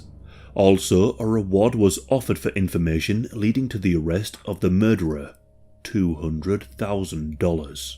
A sickening and truly twisted piece of information regarding the case was that John Glover would sit at home and watch the news, making fun of the police. He was laughing at the cleanups that followed his killings whilst his own family were in the room. He had insights into what the police were thinking at all times through the intense media coverage of the killings. The granny killer was on a roll, and he wanted nothing more than to add an extra tally to his list of serial killings. The fifth victim was a sharp-minded 92-year-old woman named Muriel Beryl Falconer. Mrs. Falconer was a very strong-willed and fiercely independent elderly woman who owned a very large Federation-style house down Muston Street, Mossman. On Thursday, November the 23rd, 1989, Muriel was walking home back from shopping. Little did she know that John had cast his murderous eyes upon her and began his stalking. John swiftly walked back to his car to retrieve his hammer, and he caught up with Muriel. And just as she entered the sanctuary of her home, John hit her with his hammer in the back of the head. When she attempted to get up from the floor, John hit her a second time. On the third strike, there was no sign of struggle or an attempt to get up. The theory is that Muriel may have been making noise, so with one final third blow, John murdered Muriel Falconer. He then proceeded to degrade the poor lady. John strangled her with her tights and stole her money. John then left the crime scene. Muriel's body was found and reported to the police. One of her neighbours had noticed that her Meals on Wheels was left outside. This was very unlike Muriel, so the neighbour went inside her home to go and check on her. As she made her way inside the house, she found Muriel dead with blood absolutely everywhere. But luckily for once, John had left an intact crime scene, littered with blood-stained footprints. Investigators were soon on the scene. Plaster casts were made of the footprints, as well as other footprints in the nearby mud surrounding the house. Despite wanting to keep the evidence of footprints under wraps from the media, it wasn't long before the news outlets were showing the police investigating the footprints surrounding the scene. John smiled in his armchair, as he knew they were also taking plaster casts in areas that he did not go. A door-to-door questioning of the area yielded no results, leaving investigators to speculate whether the killer is so unremarkable that he simply just blends into the community, an unsettling thought for the people now gripped by fear. Following the Falcone murder, a surge of information swelled the suspect list to 740 individuals. Meanwhile, Detective Sergeant Paul Tuxford, an old-fashioned investigator with a keen analytical mind, pored over every police running sheet, searching for overlooked angles or leads. He decided to go and revisit Muriel's neighbour, Maggie Hughes. Maggie was the one who had found her dead, and she revealed to him some previously unreported information. A sighting of a grey-haired, middle-aged man in a silver suit on the afternoon of the murder. This revelation sparks intrigue, prompting Tuxford to consider how convenient would it be for the killer to blend in with the elderly residents of Mossman, gaining their trust before committing his heinous acts. Detective Sergeant Paul Tuxford then instructed the task force's computer expert to comb through crime reports from the lower North Shore in the past 6 months, specifically flagging incidents involving a grey-haired man. Within minutes, a pattern emerged. 6 reports detailing assaults of women of similar age to Falcone, and the other victims involving theft and violence. In the beginning of the video, I mentioned that John had attacked and stole from an elderly woman named Mrs. Hunter. Well, she was tracked down, and she gave a detailed description of her attacker, and she gave a detailed description, a grey-haired, middle-aged man. In early 1990, the government escalated the Granny Killer reward to $250,000. On the 11th of January 1990 at Greenwich Hospital, John entered the room of an elderly patient named Daisy Roberts and he pretended to be a doctor. John placed his hands between Daisy's legs and touched her inappropriately, stating that he was there to check her temperature. Daisy later rightfully raised her concerns, but she was denied as the nurse explained the doctor did not visit her that night and that she must be mistaken. However, a different nurse decided to take action. She contacted the police to report an indecent assault complaint as it just didn't sit right with her. A young constable was dispatched to investigate. He discovered that a grey-haired pie salesman named John Wayne Glover had visited the hospital. John then became a suspect in this assault, and he was questioned by the police. Later that night, John consumed a large amount of whiskey and sleeping pills in an attempt to take his own life. John was quickly hospitalized, but he had left behind a note. His note was mostly the ramblings of a drunken man, but it also contained a chilling phrase: "No more grannies." In addition to this, the woman who had been inappropriately touched by John positively ID'd him after the police were able to get a photograph of him at the hospital. However, due to a series of oversights, the note went overlooked for weeks. But soon enough, the young officer who took the photograph realized its potential relevance to the Granny Killer murders, and the pieces began to fall into place. In this period, John Glover was released from the hospital and returned to his normal life. He told those around him that the accusations were too much to handle. But the police were onto him. They surveilled him acutely and placed a tracker on his vehicle. On the 19th of March 1990, under police supervision, John made his way over to a woman's home, 60-year-old Joan Sinclair. The two had what John would later describe as a platonic relationship. The police followed him all the way there and watched as Joan let John inside her home at 10 a.m. The police observed the premises, but they noticed no suspicious activity. As time passed, all the team could do was monitor the situation from a distance. 7 hours passed, with concern growing. Joan owned dogs, and these dogs could be heard inside the home barking. Police then got permission to knock on the door under the guise of a noise complaint, but there was no response. When they looked through a window, they saw what appeared to be a human body lying on the ground, right next to a hammer. Once the police got inside, they found Joan dead in the hallway, with evidence indicating John's presence. Joan Sinclair had been brutally murdered in the same fashion as the previous murders, with blood spatters everywhere and left on the floor having been strangled by her tights. The search continued cautiously until they found John alive but unconscious in the bathtub. They confirmed he was still breathing, prompting immediate action. He had swallowed a large amount of pills and downed a bottle of scotch and laid in the bathtub waiting to die. The police were conflicted with differing emotions, but one thing was clear. They had their man, and they had to keep him alive so that he could go to trial and be punished for his crimes. John Glover was able to be saved and found himself in front of a judge and jury. John pleaded not guilty on the grounds of diminished responsibility. After coming round from his attempt, John took the investigators around the previous crime scenes and gave detailed explanations on his crimes and how he committed them.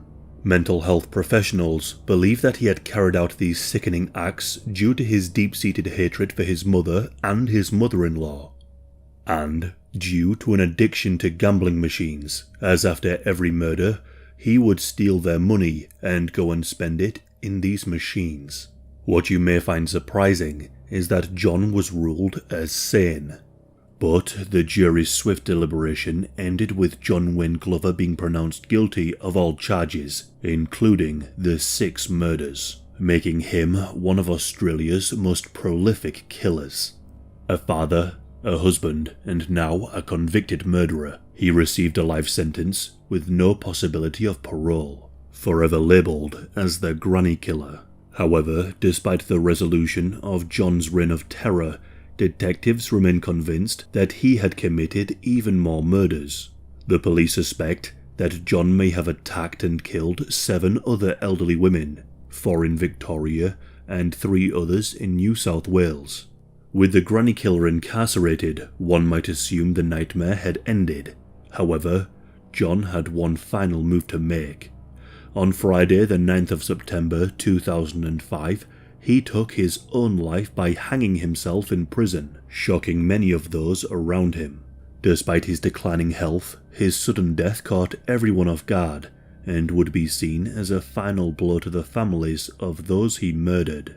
Now, it is well known that John Glover likely killed more people, and it could be possible that he left behind a sinister clue. Before taking his own life, John gave a visitor a hand-drawn sketch. In this sketch can be seen the number 9. Some have dubbed this the confession sketch and believe that John was trying to play a game with investigators, letting them know that he is guilty of a further 9 gruesome unsolved murders.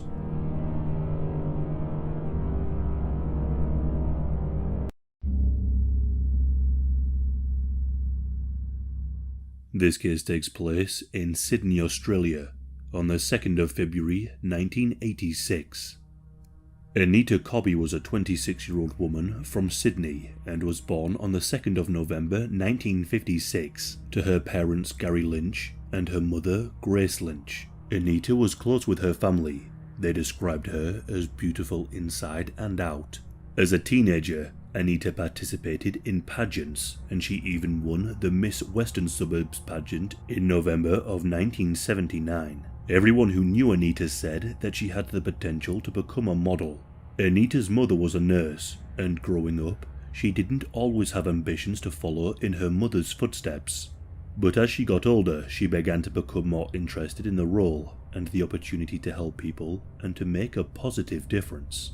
After graduating, Anita embarked on her nursing journey, enrolling in a program at Sydney Hospital. Those who worked with Anita stated that she was a natural at the job, that she had a kind demeanour that put patients at ease. It was during her time there that she crossed paths with a fellow student named John Cobby. John would later say that when he saw Anita, he was immediately attracted to her, but he believed her to be so far out of his league that he didn't even attempt to ask her out on a date. He assumed it would be pretty much pointless. However, he wouldn't have to, as during one shift, Anita approached him and the two began chatting. Before too long, they planned to go out for dinner together at a restaurant, and from that point onwards, the two were almost inseparable, and they became incredibly close.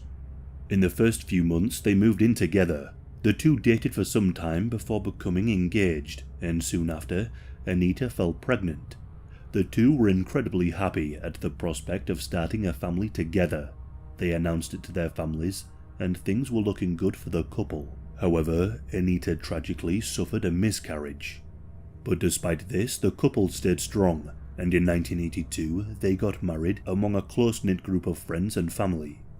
Instead of having a honeymoon, they decided to put the money they saved towards renting a house. They got 2 dogs and purchased a boat. After getting married, the two moved to Coffs Harbour. It's here when John began working with horses and training them. This endeavour happened to pay off for John. He placed a bet on one of the horses that he trained, and the bet came in. He ended up winning over $10,000, which in today's money, accounting for inflation, would be $51,500. With this money, they decided to go on a trip of a lifetime, and they travelled the world together.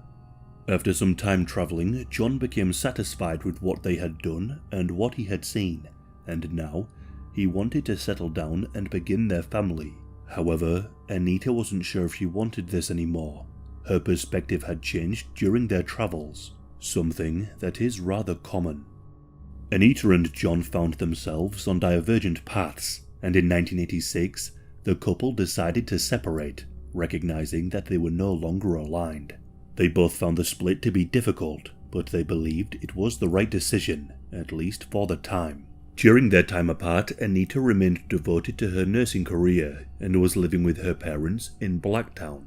Despite the separation between Anita and John, they remained amicable, and they cared for each other deeply. John would later describe the split as just more of a break than an actual full-on breakup, and by January of 1986, they were even considering the possibility of getting back together again, but they were taking things slowly. The couple even began looking for houses together to continue their lives. On the 2nd of February 1986, Anita was working in Sydney. On this day, she had finished her work at the Sydney hospital at 3 p.m. before meeting up with some friends for dinner in Redfern. Anita then caught a train from Central Railway Station to Blacktown Station. She would usually call her father to pick her up, but on this night, the phone box was broken and there were no taxis available. 2 witnesses would later recall seeing Anita after she left the train station. In the darkness, Anita walked home along Newtown Road in Blacktown, when all of a sudden, a gang of 5 men pulled up in a stolen car, coming to an abrupt halt right beside her. In a horrifying blur, 2 of the men lunged from the vehicle, forcibly dragging her into the car, while Anita screamed for help. The abduction did not go unnoticed. A brave teenage boy, accompanied by his younger sister and mother, rushed outside upon hearing the screams. The boy's instinctual response was to intervene, but the abductors wasted no time and sped away in their car before he could reach it. He returned home and alerted the police about the horrifying spectacle he had just witnessed. The teenager recalled seeing the men inside the vehicle. He remembered seeing the men in the back seat sitting higher than usual. Their heads were almost touching the roof. This was because the men were sitting on Anita, restraining and hiding her. In what was certainly the most terrifying car ride anyone could imagine, Anita was ordered to take off her clothes by the men. She refused this demand. She begged the men to let her go, telling her abductors that she was married and menstruating, hoping that this would be enough to evoke some form of compassion from them and to be spared. But these men had no such compassion. Instead, they began to savagely beat Anita. The beating was so severe that her nose and both cheekbones were shattered. The pain and fear she must have experienced is unfathomable. After shattering the bones in her face, the men forced her to perform oral on all 5 of them. The men then drove to an all-night petrol station. They took Anita's purse and her money, and they filled up their tank with it. All the while, Anita was pinned down naked in the back seat. Anita was continually beaten and essayed by her attackers as they drove her to a secluded field in Prospect. Anita was so badly beaten that she wasn't able to walk. She was dragged along a barbed wire fence into a field where the men continued to attack her for some time. For hours, she was beaten and essayed by the men. A farmer who lived near the secluded field heard the sounds of screaming. He assumed the screams were that of either an animal or some teenagers messing around. He had no idea about the horrific reality. After hours of torment, the men began to realize that if they let her go, she would be able to identify them. The ringleader of this group then decided to kill Anita. He pulled out his knife and, urged on by the other men, he walked towards Anita. Anita anticipated what he was going to do as he brought the knife to her neck. As he did, Anita grabbed hold of the sharp blade. She held onto it tightly, and a brief struggle ensued. This resulted in some of Anita's fingers to be almost severed.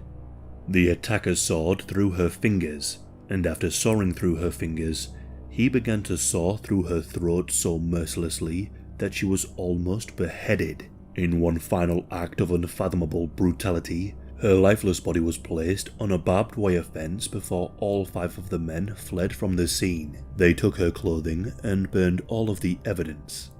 When Anita failed to return home that night, her parents believed that she spent the night with a friend. However, her absence from work the following day prompted them to report her as missing on the 3rd of February. The very next day, a farmer discovered her dead body in a field. The police assumed that the body in the field must be Anita, as her parents had just reported her missing. Anita's wedding ring was still on her finger. An investigator went over to Anita's parents' house and asked them if they recognized the ring. Her family recognized it immediately. John was told of Anita's murder. It was news that absolutely crushed him. He didn't want to accept that his wife was dead, and he greatly struggled with the news. Just 3 days after hearing about the death, he turned to illegal substances to help him cope. Officers got to work right away to find the killer or killers. But of course, in these kinds of cases, it is often someone the victim knows. A friend, a family member, a spouse. It was well known that John and Anita's relationship had been on the rocks.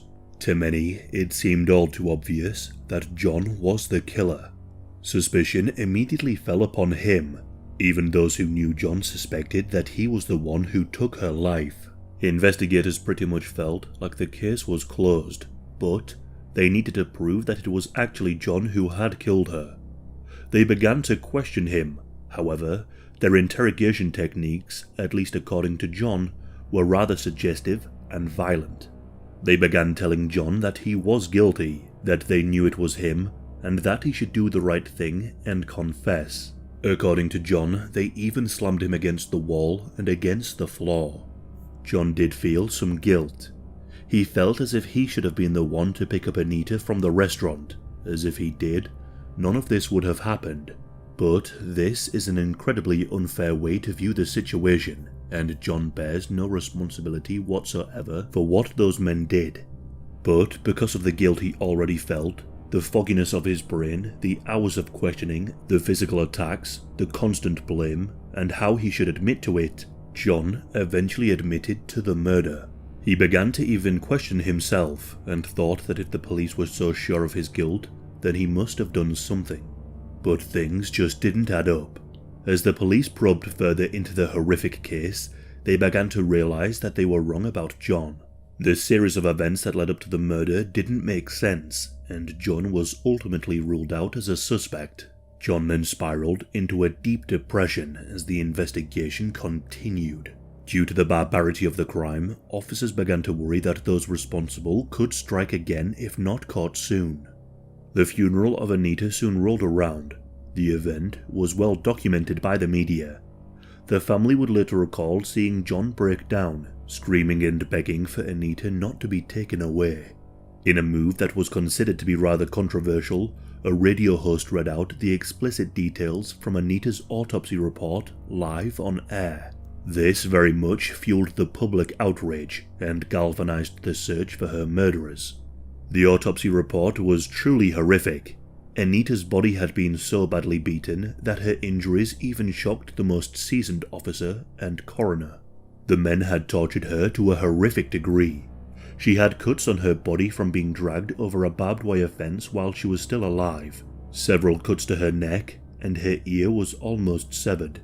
She had extensive and extreme bruising to her face, head, shoulders, leg, groin, back, and thighs. The attackers seemed to have specifically targeted her breasts and groin, as these were severely damaged. Her windpipe was severed, and her 3 fingers had nearly been totally severed. This was from when Anita defended herself from the attackers. In fact, it seemed that Anita fought incredibly hard for her life, as the coroner found many defensive wounds all along her arms and wrists. Her entire body was bloody and beaten. Her eye sockets were broken and both eyes were completely black. Both of her cheekbones were shattered and both shoulders were dislocated. There were also rumours that a knife had been used on Anita's genitals as a way to torture her, although the coroner later refuted this claim. The government then posted a substantial reward of $50,000 for information leading to the capture of her killer or killers. It was clear to those who carried out the autopsy that Anita would have suffered an extremely painful death. Her murder, even to this day, is considered to be one of Australia's most horrific, and to many people, this is the worst. The name Anita Cobby is very well known in the country. After the autopsy results were read out on the radio, the public became infuriated and demanded justice. They wanted the people responsible to hang. Investigators then retraced Anita's last known movements, hoping that reenacting her last days alive could trigger some witnesses to come forward. A crucial breakthrough came when a police informant tipped authorities off about a stolen car. This would later lead to the arrest of John Travers and Michael Murdoch. Travers admitted that he had stolen the car, but made conflicting statements about the murder and was detained in police custody. They believed that he was responsible, but they couldn't get a confession out of him. John Travers then requested that a friend be called, and the number of this friend was handed to the investigating police, who contacted the woman. The woman turned out to be John Travers' auntie and was dubbed Mrs. X. Mrs. X agreed to help with the investigation, giving authorities details of John's background. Despite being a relative, Mrs. X was disturbed and disgusted by what had happened to Anita Cobby. She believed that if John was indeed guilty of this crime, then he should face justice to the fullest extent of the law. In what became an ingenious undercover operation, Mrs. X agreed to record a conversation with both John Travers and Michael Murdoch. Both of the men admitted to the crime. This then led to the arrest of 3 brothers, Michael, Gary, and Les Murphy. All 5 men were charged with the murder of Anita Cobby. It was within 22 days of the murder that all 5 men were charged, with the police commended for their swift and efficient response. Michael Murphy and his brother Gary were the last to be caught, as they were on the run. They were eventually found, and when Gary was arrested, he was so frightened that he wet himself. A struggle ensued, and Gary tried his best to resist arrest. This resulted in his face being scraped all across the ground as he was arrested, causing great injury to his skin. Gary would later claim that the police did this deliberately. When the news broke that the men had been caught, hundreds gathered at the station. People were absolutely furious. Some officers were even worried that the mob that had gathered would try and drag them into the streets and to seek their own justice. So now the killers were caught, but there was a haunting question that gnawed at the public's collective conscience. Just who would commit a crime so unimaginably cruel? The ringleader of the gang was John Travers, only 18 years old at the time of the murder. John had a long history of criminal activity. He was the oldest of 8 children and was raised in poverty in Blacktown. By the age of 14, he was already an alcoholic and was expelled from school. When his father left the family in 1981, John relied on petty crime to provide for his family before his mother's health deteriorated so severely that he and his siblings were sent off to live with foster families. Most disturbingly was John's history of violent behaviour that would foreshadow the brutal murder of Anita Cobby. He displayed violent impulses towards men, women, and often animals. It is alleged that he would essay birds that he would steal before butchering them and cooking them. He would also essay lamb and sheep before butchering them and roasting their carcasses. Michael Murdoch was John's childhood friend and criminal associate. He spent a large portion of his youth in juvenile prisons, where he experienced extreme violence. The trial of Anita Cobby's murder began in Sydney on the 16th of March 1987. As they were marched into the courtrooms, crowds gathered, many pointing at Gary as he walked in and saying, "That's the coward who wet himself."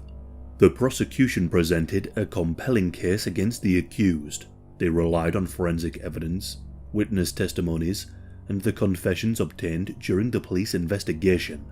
The defense for the accused mounted various strategies, including attempting to cast doubt on the reliability of the confessions and the forensic evidence. Also, during the trial, Gary's defense lawyer attempted to paint him in a sympathetic light due to the beating he had received during his arrest.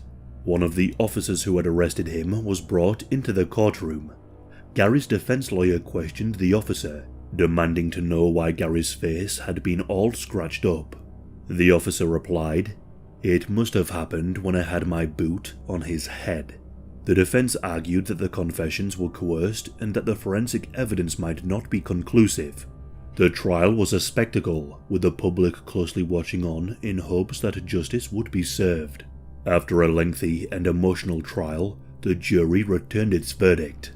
John Travers, Michael Murdoch, and the Murphy brothers were all found guilty of abduction, essay, and the murder of Anita Cobby. They were all sentenced to life in prison without the possibility of release. It also came to light that in the weeks before he killed Anita Cobby in February of 1986, John Travers also put a knife to the neck of a 17-year-old in Western Australia and forced himself upon him. The two attacks were almost identical, but the 17-year-old's life was spared. Despite the maximum sentences, many of the public found this to be too lenient. The public wanted them to suffer the same fate as Anita, or at the very least, have them executed. There were images of some of the killers smiling after being charged, clearly having zero remorse for the hideous crime. The lack of remorse angered the public a great deal more, leading to further calls for them to be put to death. Following the tragic loss of their daughter, Anita Cobby's parents joined forces with the parents of another murder victim, and together they founded the Homicide Victim Support Group, a community organization dedicated to aiding families dealing with heinous crimes. Anita's parents also played a significant role in advocating for tougher sentences in the wake of their daughter's murder. These efforts eventually led to changes in the legal system.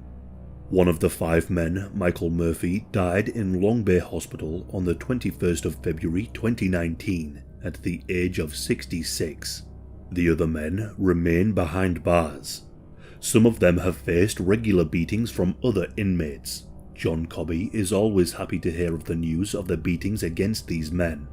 In an interview, John said, "I still dream about killing them. Revenge was high on what I thought. It was crippling. It was such a negative thought, and I lived with that for years and years. I would still kill them in a second, in a heartbeat, and no qualms. I'm happy to go to jail for the rest of my life. In my dreams I've killed them in so many different ways. They've had such a long-lasting effect on me." On one occasion, one of the killers had been so badly beaten in prison that he had to go to hospital. It was later revealed that Gary was being treated in the same hospital that John Cobby was nursing in. John said that when he found out, he felt absolutely sickened. John told those close to him that Gary is lucky that he didn't know he was in the hospital, because if he did know, he said he would have killed him in a second. As the years went by, John Cobby was able to beat his addictions and was able to move on and meet someone else. He even remarried and had 2 children, but the couple have since separated. John also changed his name from Cobby to Francis in 1987, as he felt the name Cobby made him synonymous with the murder of Anita, and he also felt responsible for her death. However, years later, he decided to change his name back to Cobby, with his children supporting him and following suit. They too changed their names from Francis to Cobby. Both of Anita's parents have since passed away. Anita's sister has said that her parents never got over the death of Anita. They struggled with it every day of their lives. Mrs. X, the woman who was able to help bring the killers to justice and recorded her nephew's secret confession, is still to this day in witness protection. There are those who were close to the killers who are not so happy with her involvement, and those people want her dead. For simply doing the right thing, she still receives very credible death threats. The trial of Anita Cobby's murderers was a pivotal moment in Australian legal history. The verdict brought a small sense of closure to Anita's family and to the public. Even those who had never even met Anita were heavily invested in the case. A plaque was placed in the Sydney hospital to honour the life of Anita. Now, this is something that is truly disgusting. The New South Wales Bar Association has backed a plan that could turn the definition of a life sentence on its head and would allow Anita Cobby's 4 surviving killers to seek leniency and a potential release. Offenders once considered to be violent and dangerous could be released after imprisonment, counselling, and simple maturing. Anita's family fought hard to make sure the killers would never be released, so in many people's eyes, to have them have the slightest chance of release would be a great injustice.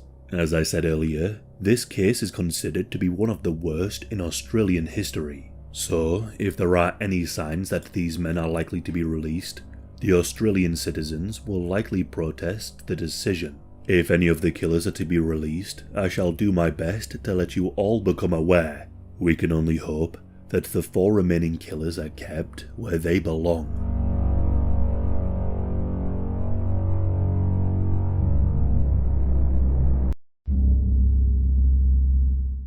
What I'm about to share is incredibly distressing. This man is possibly one of the most twisted people I have covered, and it will more than likely fill your veins with boiling blood. Before I start, I just want to say a big thank you to the sponsor of this video. As some of you may know, true crime is not exactly favoured on YouTube, and they demonetize nearly every video I put out, and true crime is quite possibly one of the hardest genres in YouTube to make content, as it's so time consuming with little to no reward from YouTube itself. But what's good is that I get to work with cool companies such as today's sponsor, which is Wicked Clothes, and they specialise in horror and creepy themed clothing, and I'm actually legitimately quite pumped to be promoting their products because they make some seriously cool designs. Some of them are a little bit creepy and some of them are quite funny, so this one's my personal favourite, which is Serial Killers and Chill. And of course there's Be Nice to Dogs, because who can disagree with that? And I absolutely love these designs they've got too, so I'm going to be getting a couple of these myself. So yeah, if you're a horror/true crime fan, there will probably be something for you there, so definitely click the link in the description. And if you do, that will automatically give you 10% off anything that you see and that you like, or you can use Disturban in the coupon section below and you'll get 10% discount too. That's wickedclothes.com/Disturban. And now, onto the video. This case begins in Melbourne, Australia, in a suburb called Lower Plenty, on the 22nd of August, 1987. During the 80s, Melbourne was considered a very safe place to live, and a great place to raise children due to the low crime rates. And the suburb of Lower Plenty in particular was known to be one of the safest suburbs. But approximately 4 AM that night, things would soon change. Whilst the family slept, a man masked in a black balaclava began to remove a pane of glass from the window downstairs, and he managed to get inside the house. He made his way up the stairs, and in his hands was a knife and a gun. He entered the parents' room and woke them up. He told them to stay calm, and that he was only there because he wanted money and some items from the house. He said that if they complied, nobody would get hurt. So they rolled on their stomachs, and he bound their hands and feet and gagged them. He then dragged them into the wardrobe and locked them inside. But this man had lied. He had not come for the money or the possessions. Their small 6-year-old son had woken up after hearing some commotion, and he went to investigate. And there, the child saw the masked man.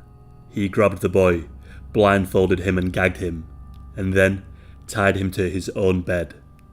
The masked man had come for a very particular reason. He had been watching the family for some time and had planned to break into this specific house. He had come for the 11-year-old daughter. He entered her room and forced himself upon the poor child for 2 hours. And when he was done, he cooked himself a meal in the victim's kitchen. Just imagine being tied up with an armed masked man in the house, unable to help or save your children from this disturbing crime. As the intruder made his way through the house, he took a couple of vinyl records, and weirdly enough, a blue coat. The family chose to remain anonymous. The investigation was soon underway, but the police struggled to find any suspects. The attack seemed calculated. Whoever had done this had no connection to the family at all. And the police realised that they were dealing with someone who seemed to know what they were doing. He left behind not a single clue or a trace of evidence, and his calmness during the whole crime being committed left police worried that he would be confident enough to do this again.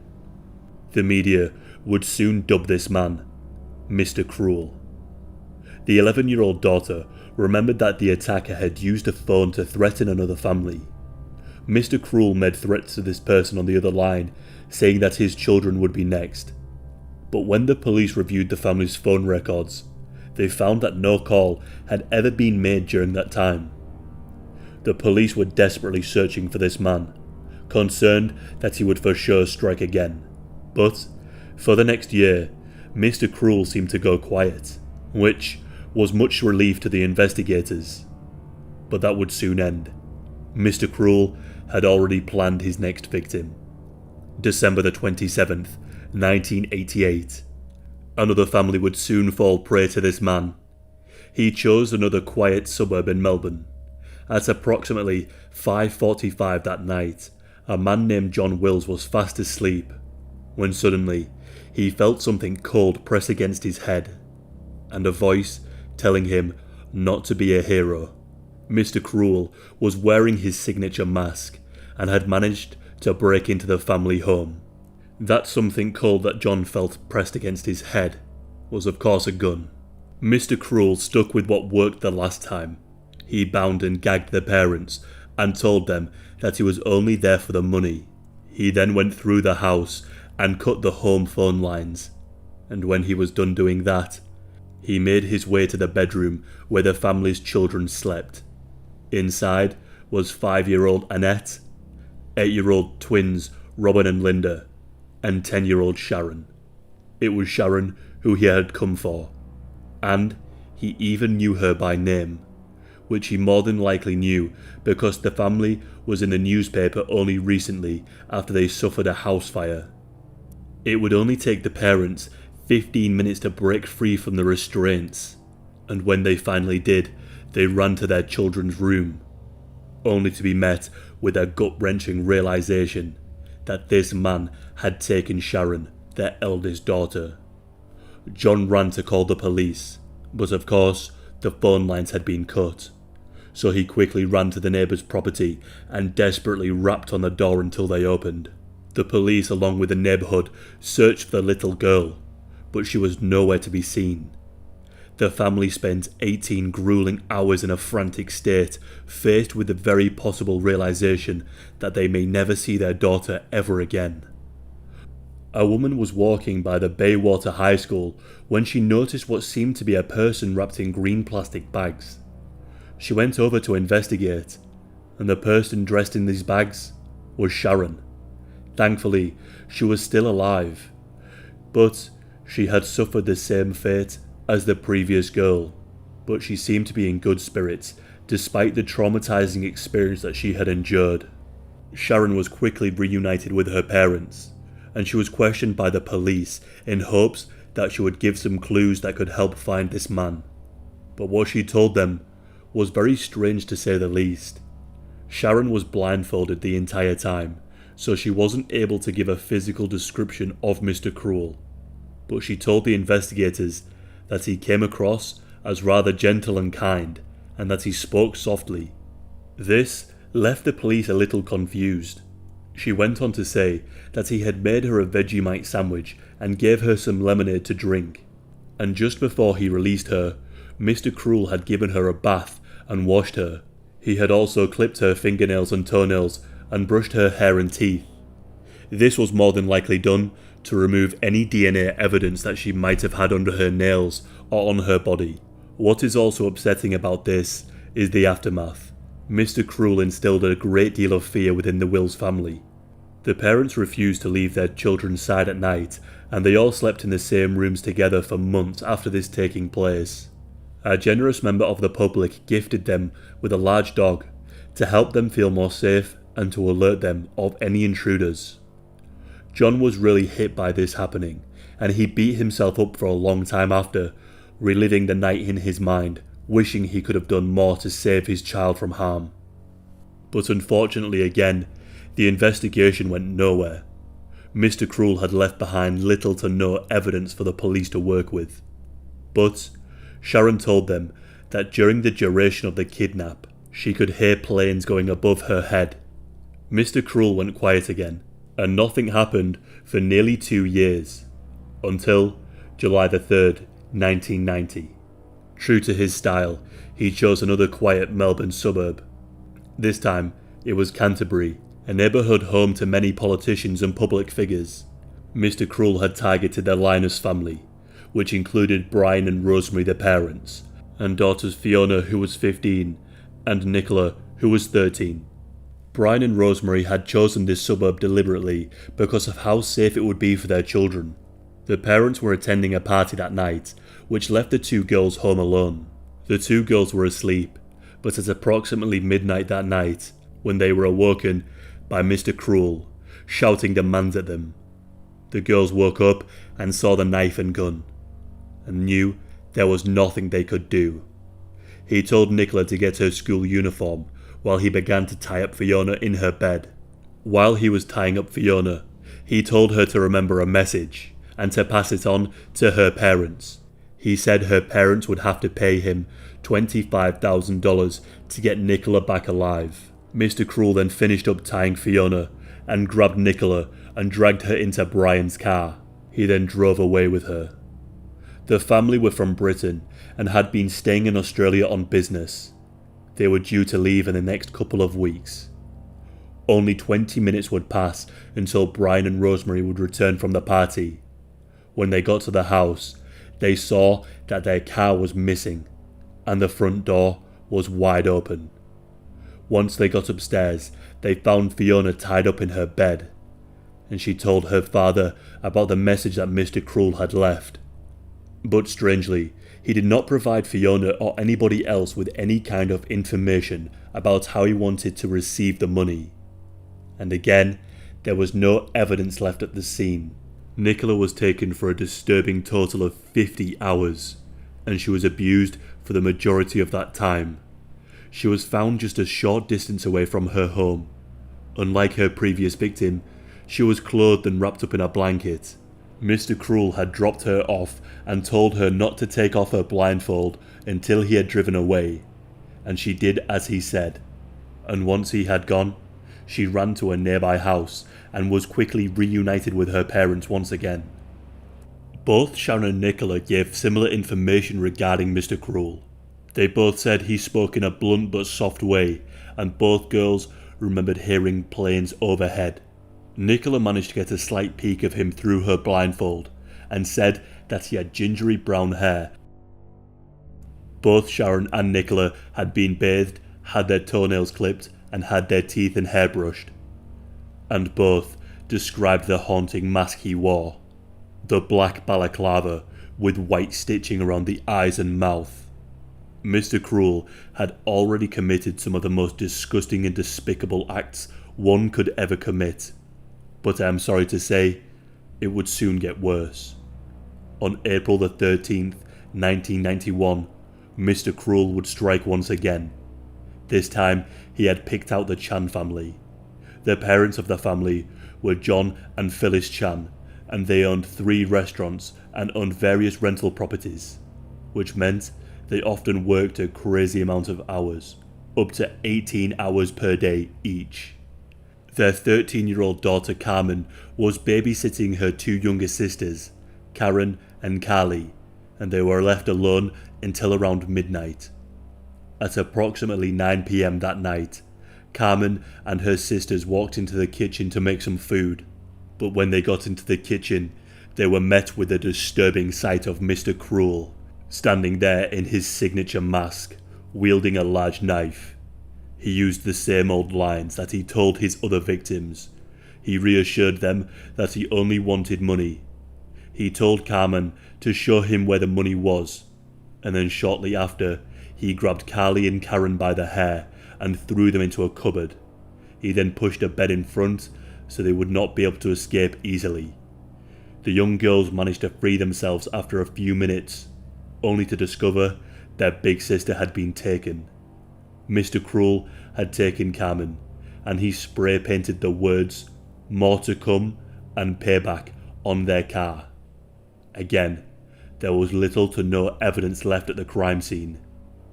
This led the police to believe that he could be an ex or current serving police officer, as he seemed to have a great deal of knowledge in how to cover his tracks. The police searched for any people that the Chans could have annoyed or upset over their professional and personal lives, but this seemed to be a tactic by Mr. Cruel to waste police time. John and Phyllis Chan held a press conference after 72 hours had passed, and they begged for the safe return of their daughter. But things weren't looking good. Mr. Cruel should have let the girl go by now. But sadly, this would never happen. Months and months would pass with no sign of Carmen, and then, on the 9th of April, nearly a year later, a man was walking his dog when the pair stumbled upon a weird object. He bent down and touched it, and he was horrified by his discovery. He had found Carmen's lifeless body, and she had been shot. The police theorized that she managed to pull off Mr. Cruel's mask or saw where he lived, and he decided to take her life to avoid detection. Her skull had 3 bullet holes in the back of her head, and the body had been there for 12 months. She was found at Edgar's Creek, just near Thomastown. Mr. Cruel would commit no further crimes, but investigators working on the case think they may have possibly linked previous crimes to him. It's suspected that there are possibly 12 other assaults on children during the mid-80s carried out by this monster, but the police have refused to comment on the details of these 12 assaults and their connections to Mr. Cruel. A popular theory is that he was or is a schoolteacher.